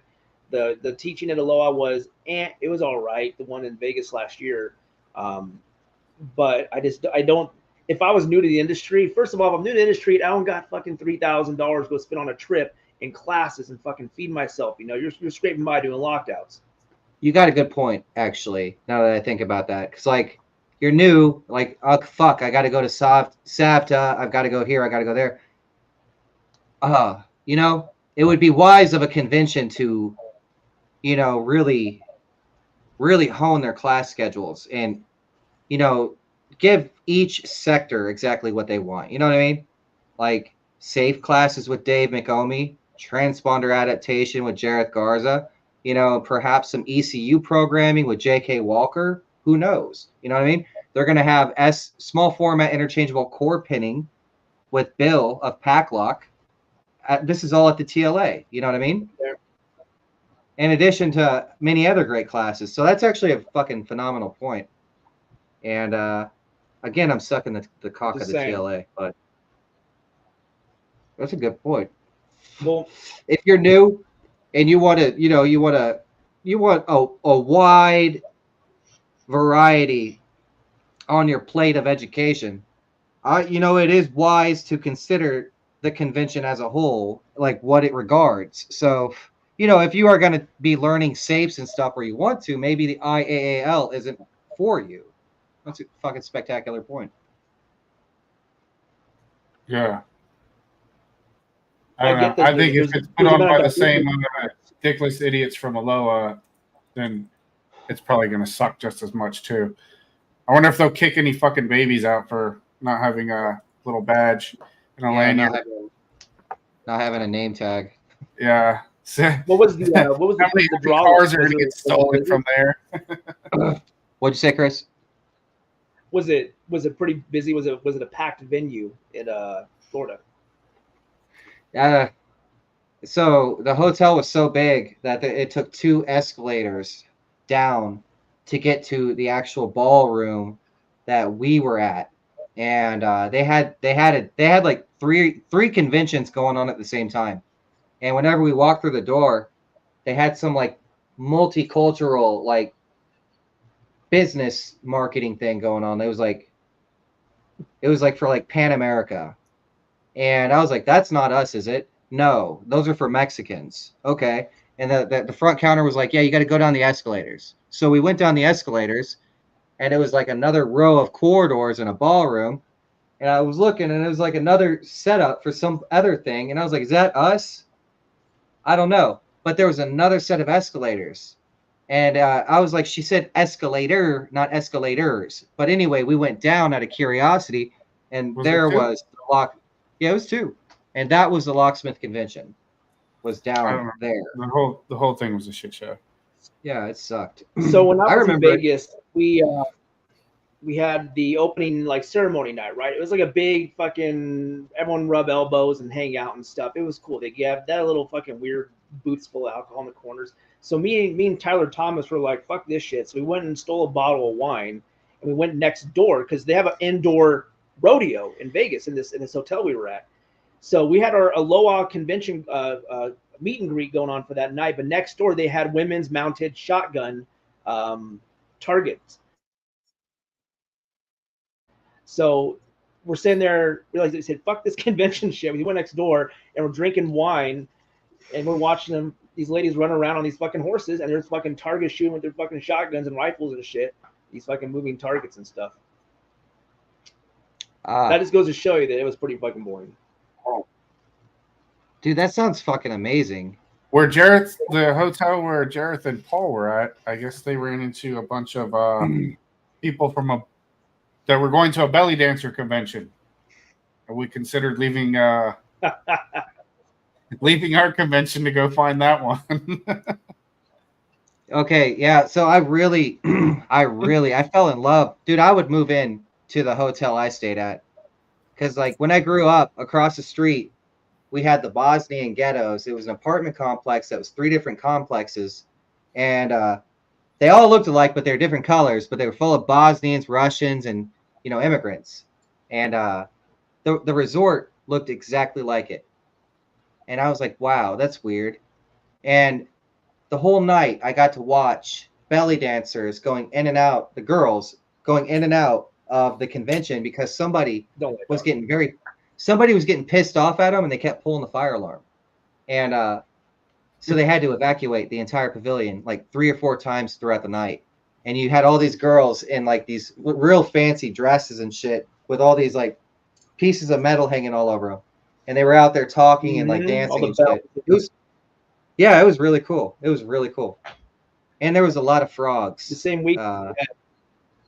Yeah, I saw you. You and your reptile fetish. You're down there in Florida just living it up. Yeah. You're amphibians. Yeah, I was there. You caught yourself. He said reptile fetish, and then he caught himself. He said an amphibian before I could correct him. Mm-hmm. I know my kingdom phylum in classes, dog. Don't get me wrong. Oh God, King Philip plays chess on fine green satin. Do you know what that means? Kingdom phylum, kingdom phylum class species. Fuck. I know most of this. It's been a minute. King Philip plays chess on fine green satin. Kingdom phylum. Oh, fuck it. Class. I'm too for this. And then there's going to be family, species. You're going to educate him a second ago, and they're like, fuck it. Genome, and something else. Fine green satin. Fine green satin. family, genome, species, fine green satin. King Philip, kingdom phylum, plays chess. P. What's P? Dog, none of us are ever going to be able to be a biologist at this rate. Not anymore. Our brains are gone.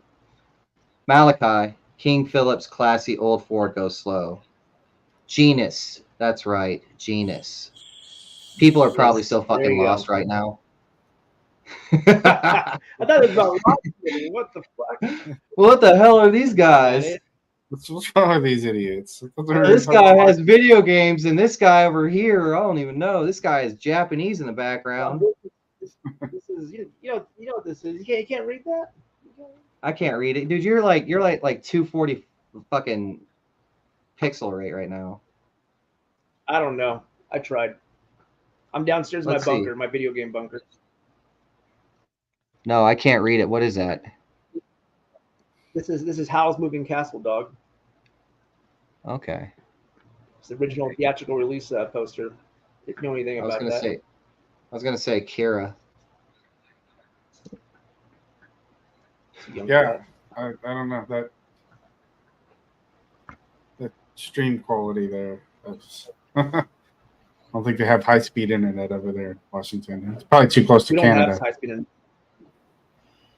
No, we just send moose and duck back and forth to relay bits. Fucking carrier pigeons over there.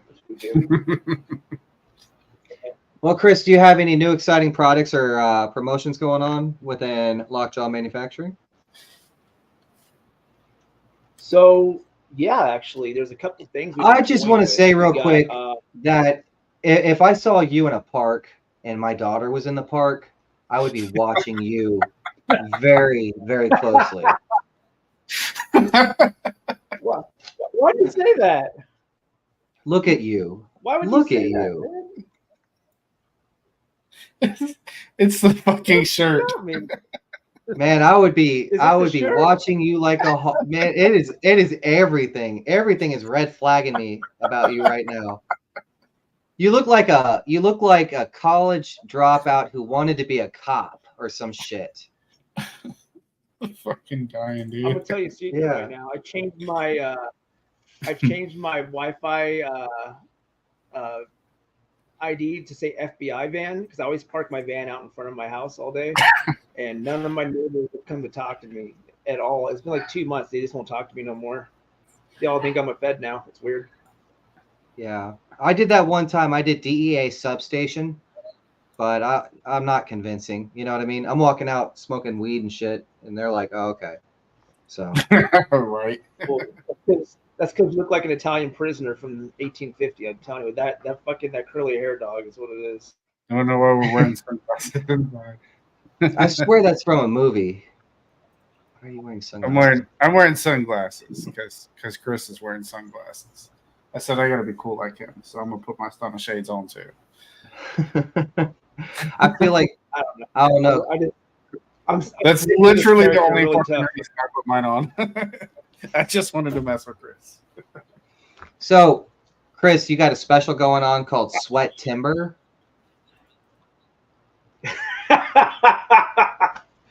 Yeah, that's I was just sitting there the other night and I was like, what kind of fucked up name can we call this promo? I was like, Sweat Timber sounds like the corniest shit ever. I was like, what, just fucking throw it in there. Yeah, we're doing 50% on sweaters. It's it's practically BOGO at that point.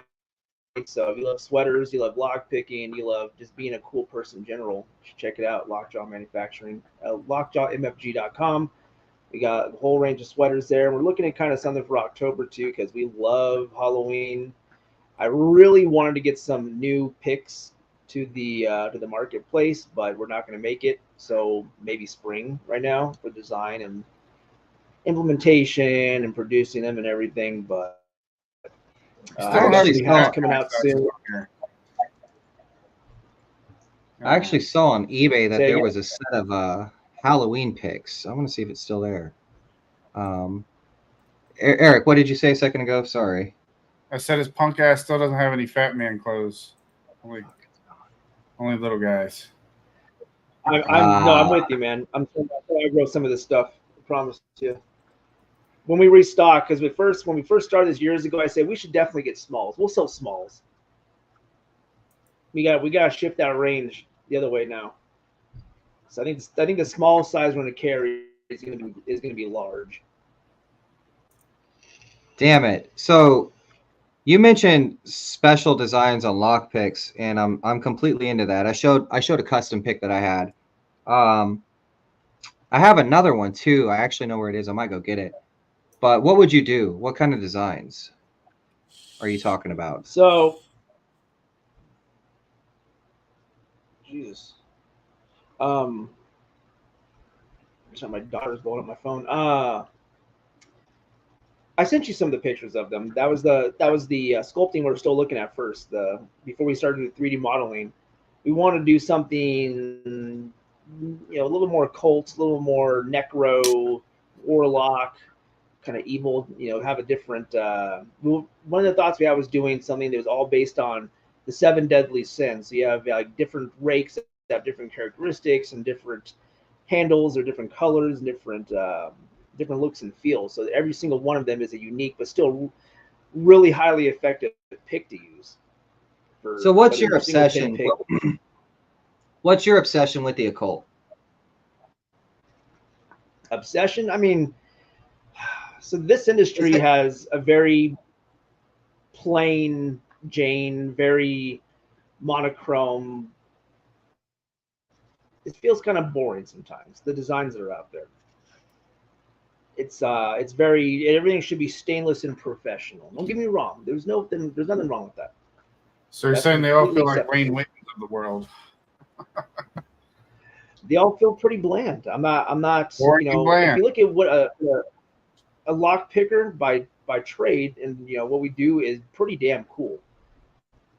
We get to break into shit quickly and effectively, and everyone's impressed. No one's like, "Oh, you're just one of those pussy ass lock pickers." It doesn't happen. Right. So if you've ever played any video games that have lock picking, it's like, fuck yeah, lock picking's badass, and it's like its own coveted skill set. And lock picking has always been a very underworld kind of skill to have. So with that being said, it wouldn't be unusual for lock picking designs to be also kind of underhanded as well too. So your like vibe that you feel as a locksmith is kind of like otherworldly, like you're part of a secret kind of culture in a way, right? Like, it's so it's very, I get what you're saying. To be, yeah, it's kind of dark artsy. You know what I mean? Yeah. Like we learn how to steal cars, circumvent security, all sorts of shit, but we choose to be good. You know what I mean? Yeah. Right. I see There's a lot of qualities what we do that is really underhanded. For the skill set we carry could manipulate a lot of fucking people's lives by breaking into stuff and installing things or stealing shit or stealing cars, all that stuff. But we choose not to do it because we mostly get paid handsomely. But it's a very underworld lifestyle skill that we have. It's like extortion scenario. You said because we get paid handsomely, it's like you better pay us some good fucking money or else. You know what I mean? Who was that one guy? He said, yeah, you don't fuck the locksmith because I can let myself back in. How many times have you unlocked someone's house? A customer said that to me earlier. He's like, one of the people you don't ever fuck over is your locksmith, your mechanic, or your barber. That's true. I was like, what were you saying? Good set of people not to fuck over. It's one of those things where if you've ever gone to a house and you unlock it for someone and they like immediately lock the door afterwards, like out of fear, like, oh, this person, I don't know about you, but I've always had people do that. The second you walk away, they quickly lock their door, like, oh, you're obviously a bad person. I'm just going to keep you away from our house. The notion I get from people when you enter their house within seconds is like, holy shit, like we're not safe. It's because you dress like a pedophile. At least I wear a shirt 9 out of 10 times, okay? You're not getting by with that shirt today. I would lock my door quickly every time I wear this shirt. Well, I don't wear a banana shirt. Just just whenever you're around, Jared. That's it. Yeah. I can impress you with my bananas. You're always trying to do something to me. Yeah. I was telling Be stickler. I was telling Jared earlier. It's true. You were telling me what? It's a joke. I was gonna tell Eric that I was talking to Jareth earlier, and I said, "Look, dog, you need to do something like start some flat earther lock picking shit." Like, no, the tennis balls do work. You just gotta know how to use them right, and just really push that narrative out there.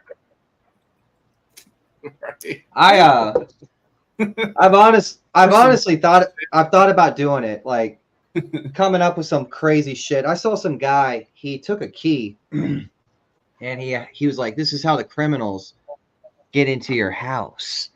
And he sprayed it with Lysol. And it was a smart lock that he was fucking with. And I was like, uh-oh. Who knows what's wrong with the smart lock? And so he's like, and he walks up to the lock and he quickly like just jiggles it. And it opens. And I was like, come on, man. That's not even a pin tumbler lock, right? And man, that fucking video had millions of views and like thousands of comments. And I learned something. It's like if you want an effective post, you blur a line. Like you say something like, you're not a locksmith unless you do EPROM. And then all the old guys are like, well, I have something to say about that. And then the new guys are like, well, that's kind of something true about that. And so you create this argument in the comment sections, and it creates a video to be shared and contested and, viewed and all sorts of shit. And so, yeah, I've thought about doing some fucking shit like that. And I don't know. Don't be surprised if it does come out in the future. I think you want me to, Chris. I think you really want to be a part of it. If you've ever been on the internet, the best way to get the right answer is to propose the wrong answer, and then everyone pours a fucking god awful opinion on you, and everyone's like, no, you're dumb. This is the actual way you should be doing it. We already know that's the way. Just do that visually, and you'll make a whopping $150 from TikTok or something. Yeah, it's super tempting. Buddha, do you know the way? Buddha, you do not know the way. Why are you gay? I'm just saying. Yeah,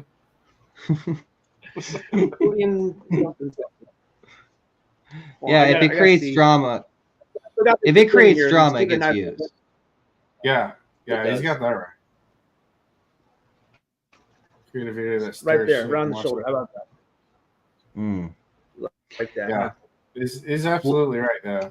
The more bullshit and the more like non-factual you can make a video, the more successful it is, and the more you're gonna have everybody in the world believing that it is true. Actually, come to think of it, one video I've never seen is the Hyundai Kia USB video. Like, people have mentioned, like, to me, they're like, oh yeah, I heard you can steal a Hyundai with a USB drive. And I'm like, I don't know what the fuck you're talking about. And I guess that was some kind of TikTok video that was passed around. Have you guys seen it? All they're talking about, yes, is the shape of the back of the ignition switch. Yeah, the ignition switch is about that size, right there. Okay. So once they go in there and they break the bottom of the fucking housing, and then they pull the fucking ignition cylinder out, this is, instead of jamming a screwdriver in there, you're just getting something that's like this. And that's what they're, oh, USB, we're stealing it. You're not using. And a screwdriver is just as fucking effective. You know what I mean? This just happens to be about the size of the tailpiece of the ignition. And lots of people have it. Yeah. That's all it is. I see. Those people are fucking so stupid, man.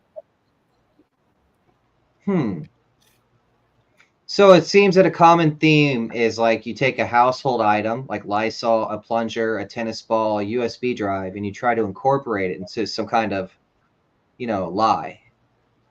And that can create, that's the equation to some kind of magical algorithm, to be a Yeah. successful Here's what I want you to do, radio. Jared. I'm gonna give you internet gold right now. I want you to take a piece of dog shit and like pull like a schlag key out of it and like, look. Oh, dude, the Haida keys. The Haida keys that look like dog shit. No, use real dog shit, like a fresh one, like a. Look, here it is. steam Look, and all right, everything. here we go. All right, here it is. So, oh fuck, my dog ate my key, and then it shows like me waiting for my dog to take a shit, and then cut to dog taking shit, me walking up to shit, and then pulling key out of it. You know what I mean? Like, oh man, or some bullshit like that. By the way, I heard. I want you to take a dog shit, rub it against the door, and watch the lock open. Oh. Look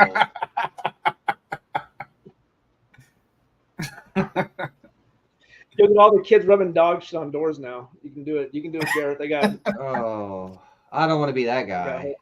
I don't think I can do that. Chris, this is on to something here, man. I'm not even a dog person. That's gold right there. You can get all the kids shoving dog turds in their neighbors' deadbolt. Dude, you can get these fucking idiots to do anything online. Look how many dumbasses were eating Tide Pods. Tide Pod challenge. All in the fucking hospital. Half of them dead. Like, you know what? Let the fucking world sort itself, man.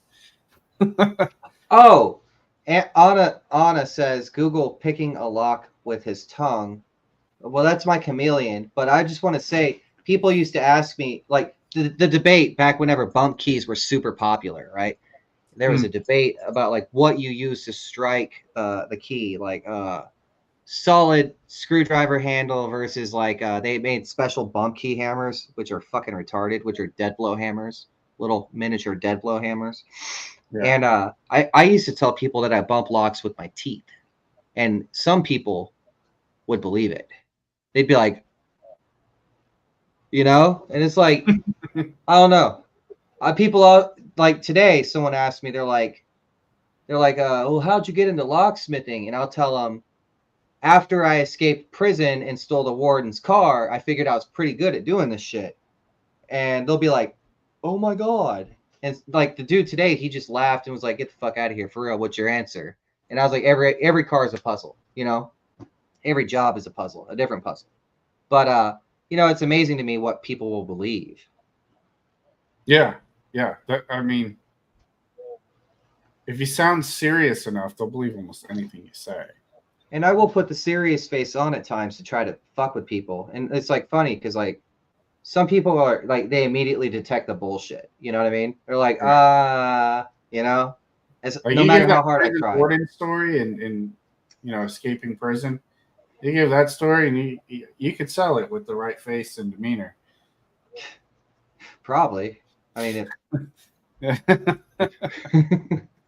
I mean, I could dress like Chris. If I dressed like Chris and said that, then they would believe it. Because me, you wouldn't have to. You look like I'm just saying. You look like DB Cooper version 2 or some shit. Like a modern DB Cooper. Fucking name. You look the Lizard King. Okay? You look like Doobie Cooper. That's what you look like. Got a little Miami Vice vibe going over here. With less facial hair. No, you got like that you got that secret gay look is what you got. Like, don't sit too close to that guy. Secret gay look. Wow. Yeah. That's a big talk coming from a guy that can't grow hair that doesn't look like ramen. Oh, fuck you. Fuck you. You know, in high school they used to say Jareth is so, or well, actually they called me by my middle name. They say Hunter is so gay his hair doesn't even grow straight. So I was like, yeah. I love it. I wish I could give that kid a high five. Yeah.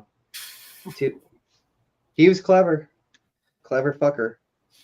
So at least you can still fucking grow hair. Yeah. Pasta around over there. Dog, I got some. My dad looks like Chewbacca. I'm not even kidding. He looks, when he takes off his shirt, they think he's a fucking grizzly bear. They do not have any hair problems in my family. It is nuts. It's not a blessing. It's a curse. I'm telling you. So you're hairy, is what you're saying? That's His wife the shaves his generation. I do not have back. that problem. You don't have that problem? dog. I don't have that problem. I got like 15 chest hairs. That's all I got. But my dad has like fucking a whole sweater on his shoulders. He can count. It's the generation. I'm telling you. You thought you had a pube until you pissed out of it. You know what?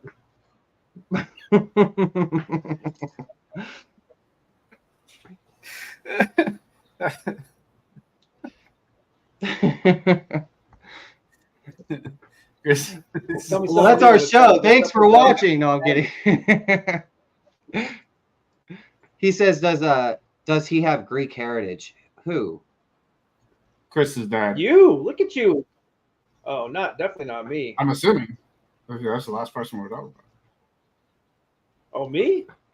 My last name's Hufsteller. What do you think? Well, that's German or something, right? Just a little bit. Just a little bit. I'm sure me and Paul had the same grandpa or something out there. Yeah, probably the.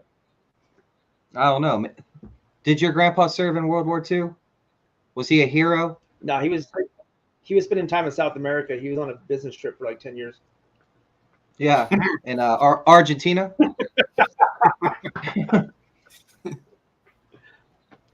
Didn't happen to have a plane, did he? Didn't happen to arrive by U-boat. My grandpa was Donald Hufsteller, a.k.a. the Great White Hunter is what he was known as. Continue, please. How the fuck did he get that name? Yeah. You know, I can't tell you more. Maybe what? Maybe when we get to Texas, I can tell you more about that. Huh. The Great White Hunter. The Great White Hunter.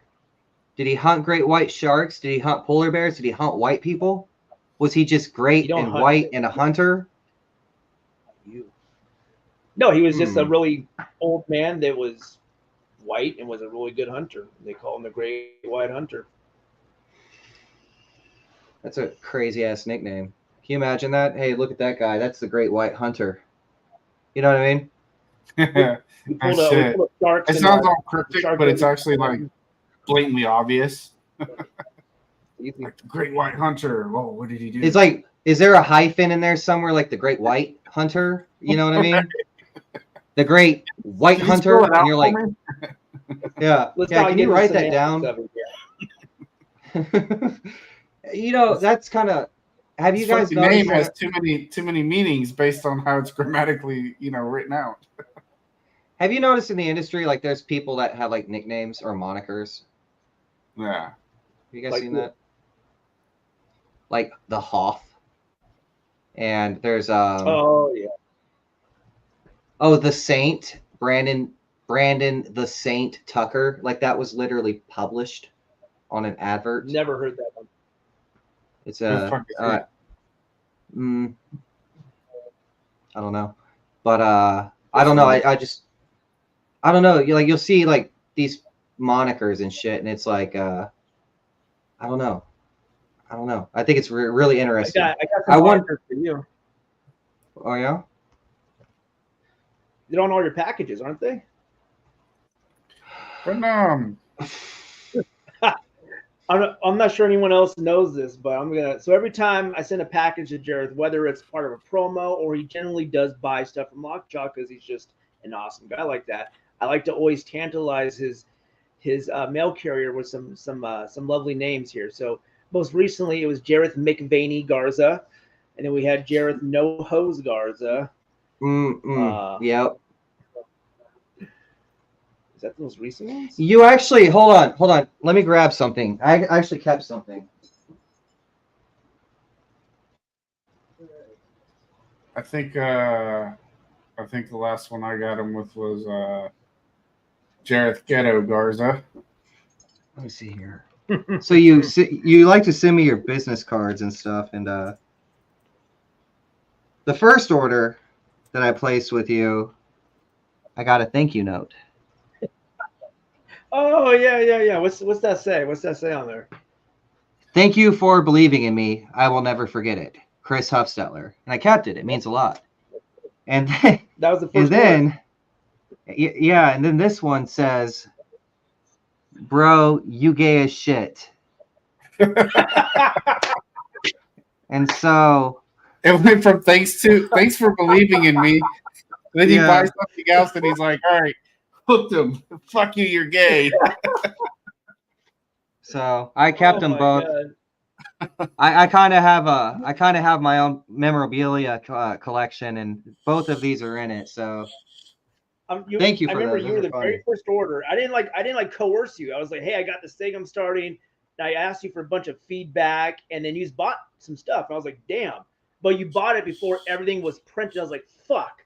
I felt bad because you were like the first order, but I couldn't fulfill it because we were still waiting for stuff to get done printing. So I think you were like 2 weeks behind everyone, and you were the first one to order, and I felt so bad about that. And I remember you were like, "Oh yeah, you really encouraged me." So yes, definitely thank you because it's going fantastic, and I love what I do with that. It's interesting because like you gay. Yeah, your mama.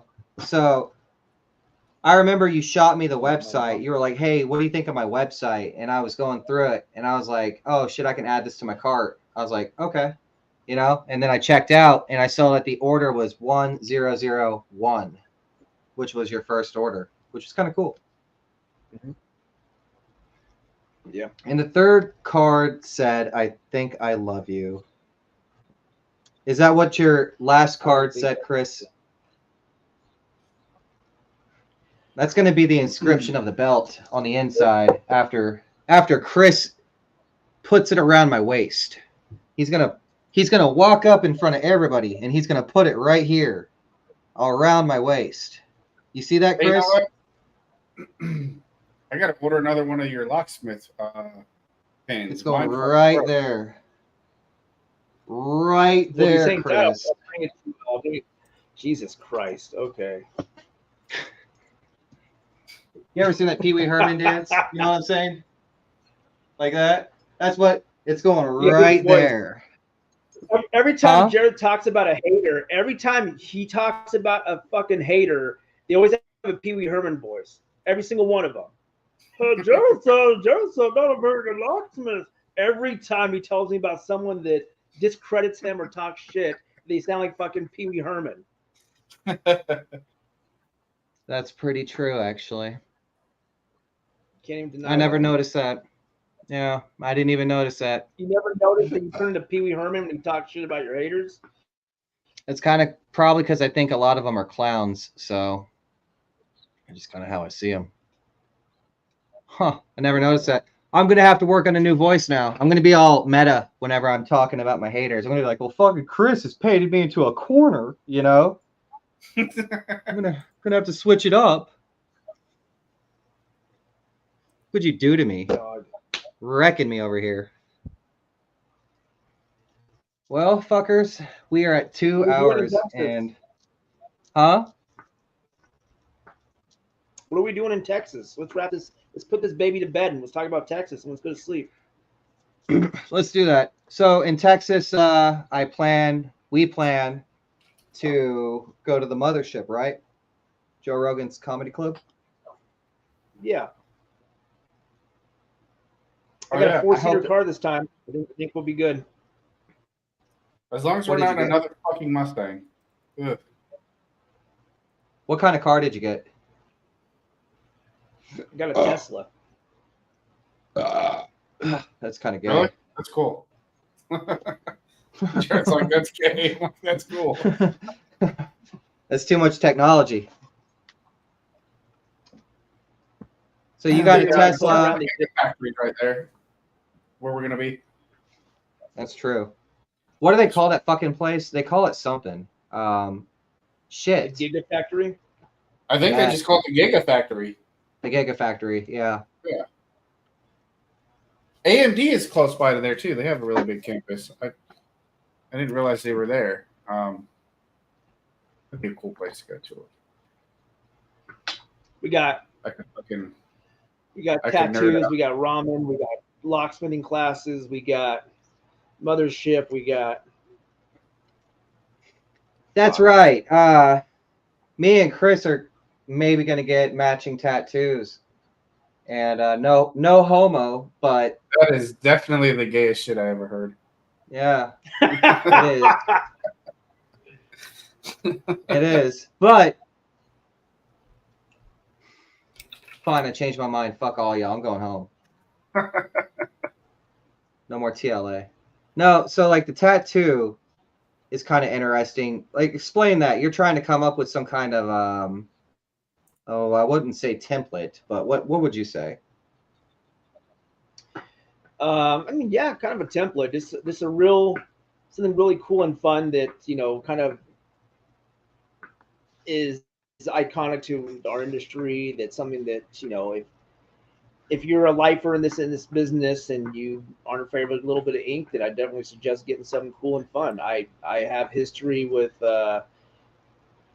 lots of tattoos, obviously, and I know a lot of artists. And when I was coming up with something, I said, well, what if I made something that kind of really resonates with just more than just me? It'd be really fun to be able to have other locksmiths have it.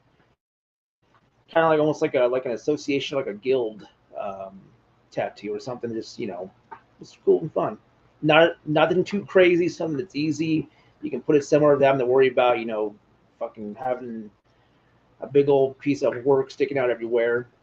I think I came up with some. Well, we're still in the process of finalizing it, but I think I got something pretty cool. Yeah, and I told you like I just want something like not even that big. You know what I mean? Like shoulder size. I don't know. Like, you know what I'm saying?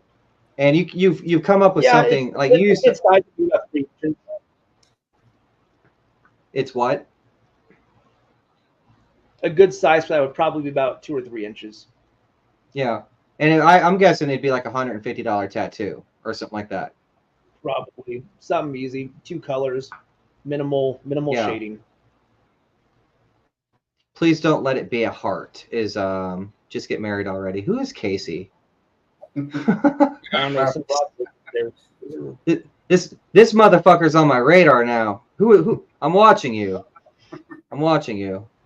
Yeah. So Locksmith Jeremy says, please don't let it be a heart. Yeah. So Chris threw these like ruby eyes on a skull kind of deal on a skeleton key, and it's okay. He's refining it, but I see potential in the design where people can add things to it, like like the head.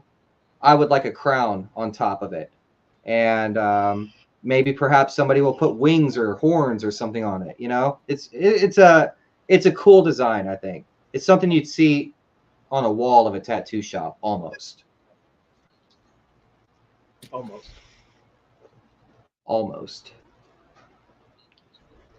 Well, guys, I'm ready to get the fuck out of here. So to all those who are tuning in, I appreciate it. Casey, you're on my radar now. Casey Ackerson. Nice that you joined us. Eric, you got anything you want to add? With your fucking sunglasses? Yeah, man. Get my stomach shades. Yeah. It's bright in here. Yeah, it is. God damn. That'd be cool like Chris today, man. Well, gents, I'm looking forward to Texas, though. I really think we're gonna have a good time there. I like going there, so I'm down to get a tattoo though. When we go, I'm not gonna fucking match you though. I might I want to get. Speaking of tattoos, like I have. God damn this mirrored image. Hold on. Hold on. Okay, here we go. I have this one right here. I want to get like certain keys all the way around my arm. Like I want to get a Tibby 8 cut, like right here. Where are we at? Right there. I want to get the Chubb Ava eventually. Oh, hey Chris, your design is kind of like that, isn't it? A little bit, not quite, but it's definitely a skeleton key. Yeah, literal skeleton. It's kind of like that, actually. Speaking of which, yeah, but in regards to tattoos, I kind of want to get a ring of keys around my arm, and so I might have to do that, Eric. Just not that. Get something either here, or maybe something here. Any ideas? Nope. Somewhere on this arm, I want to get my son's name. It's my daughter's name. Maybe get his name down this way. That'll be cool. I kind of feel bad. He's 5 already. I haven't done it yet. I got Emily's name, and she was like 2 months. It'll be cool if you ever elbow somebody in the face. They'll just see Trent. You know what I mean? Right. It'll be fucking awesome. Wow. Like, I don't know what that motherfucker looked like, but his elbow said Trent. You know? It'll be fucking cool. Well, guys, it's been fun. Chris, I look forward to whenever you bend the knee to me and put that belt around my waist. I'm looking forward to it. So keep that fucker nice and shiny and clean for me. Keep it off the floor, okay? I hope you don't get it. I'm gonna go to bed tonight. I'm gonna pray. If there was a God, don't let Jared Garza have this sweet, sweet piece of belt right here. Don't let him have it. If there is, then maybe anyone. I don't care who it is. Just anyone but you. That's the goal. You literally have no idea how badly that pisses me off, but I understand. So you really have no idea. Thank you for joining us. That belt will be mine. It will be mine. So may the best lock picker win. That's all I care about. Yeah, I haven't practiced all year. I've been keeping score in my head. Every time I unlock a door, I'm like keeping track. And Eric, he hears it all the time. I'm like 38 seconds, bitch, or some shit like that. And I'm going to be extremely pissed if I lose because I've been looking forward to it for an entire year. But oh yeah, Anna says she's going to super glue his locks. I'm going to beat all your asses at the same time. That's what's going to happen. I'm going to lock you guys in that hospitality room. We're going to go at it. Chris is going to be looking like a scary little pedophile, you know? You've got me so fired up, Chris. That belt is amazing. You want to see it one more time? You want to see it? How much was the belt? You said you wouldn't tell me. Hold on. Oh, no, don't do that. Don't you hurt my belt. What is this? What is that? Texas Locksmiths Association. Holy shit. Oh my Lord. My ears are turning red. Look at, dude, I absolutely love how it says 2023, like the way it does. Like, I think that's really cool. I really think it looks good. I was like, you know what? Because you don't want to have to give this to someone else. You want to own it. You want to get it for, I mean, you spent all that time to get to Texas. You built up your skill level. You deserve to own this for the rest of your life. Are we doing this every year? Every year, is it going to be a different belt? Is it only going to be at Texas? Like, what? I know we should be ending this podcast, but I'm kind of curious. Like, this can't be the only time, right? And I always like to kind of improve from like the last point. And so I can only imagine it getting bigger and better, right? If Texas becomes popular enough, and it sounds like it is, and if we keep doing the job that we are doing outside of Texas, as well as the obviously really awesome people in Texas, making this thing bigger and better every year, you're talking about a pretty big situation there. It might as well be a national title championship at that point. Well, how are we going to do that? Because I'm interested. I think this is a good first step. And I think that if we televise it or stream it, that will get people thirsty for more. Don't you think? If we put this on, if you live stream it on YouTube, you put it on TikTok, on Instagram, Facebook, everything, and make it an event and say, look, this is what all these fucking people you see on TikTok using these tools, these famous little fucking leashy tools you guys keep seeing about. It's a lockpicking throwdown over here in Texas. And if you guys are any good, you should come on down. We got. If you really want to get the best of the class, you have to open it away from just locksmiths. Don't get me wrong. Obviously, we do it all the time, but there are people that are really good at shit that don't, it's not their their bread and butter every day. I'm sure there's a housewife who could kick the shit out of all of us at picking locks. You know what I mean? Yeah, I agree, because there's probably just some bored person out there that all day does, just some kind of therapeutic process where they just pick locks. You know what I mean? Mm-hmm. I was part of that culture a long time ago. When we stop having the conventions be about just us and about locks and the celebration of locks and keys and security devices, that's when it goes total mainstream for us, I believe, as an industry. Because right now we're just other locksmiths getting together doing locksmith stuff. As soon as we get away from that, we got it. I agree. Well, I guess we have some shit to build on, after this this TLA, and we'll work on it, because I'm, count me in. I'm interested. That sounds like a good idea. So, well, we're gonna cut this shit off right here. It's been 2 hours 30 minutes. I'm Jareth. This is Eric, and that's Chris, and we all thank you for being here. Anything to say, guys? That's it. Later. All right. Good night. Good night.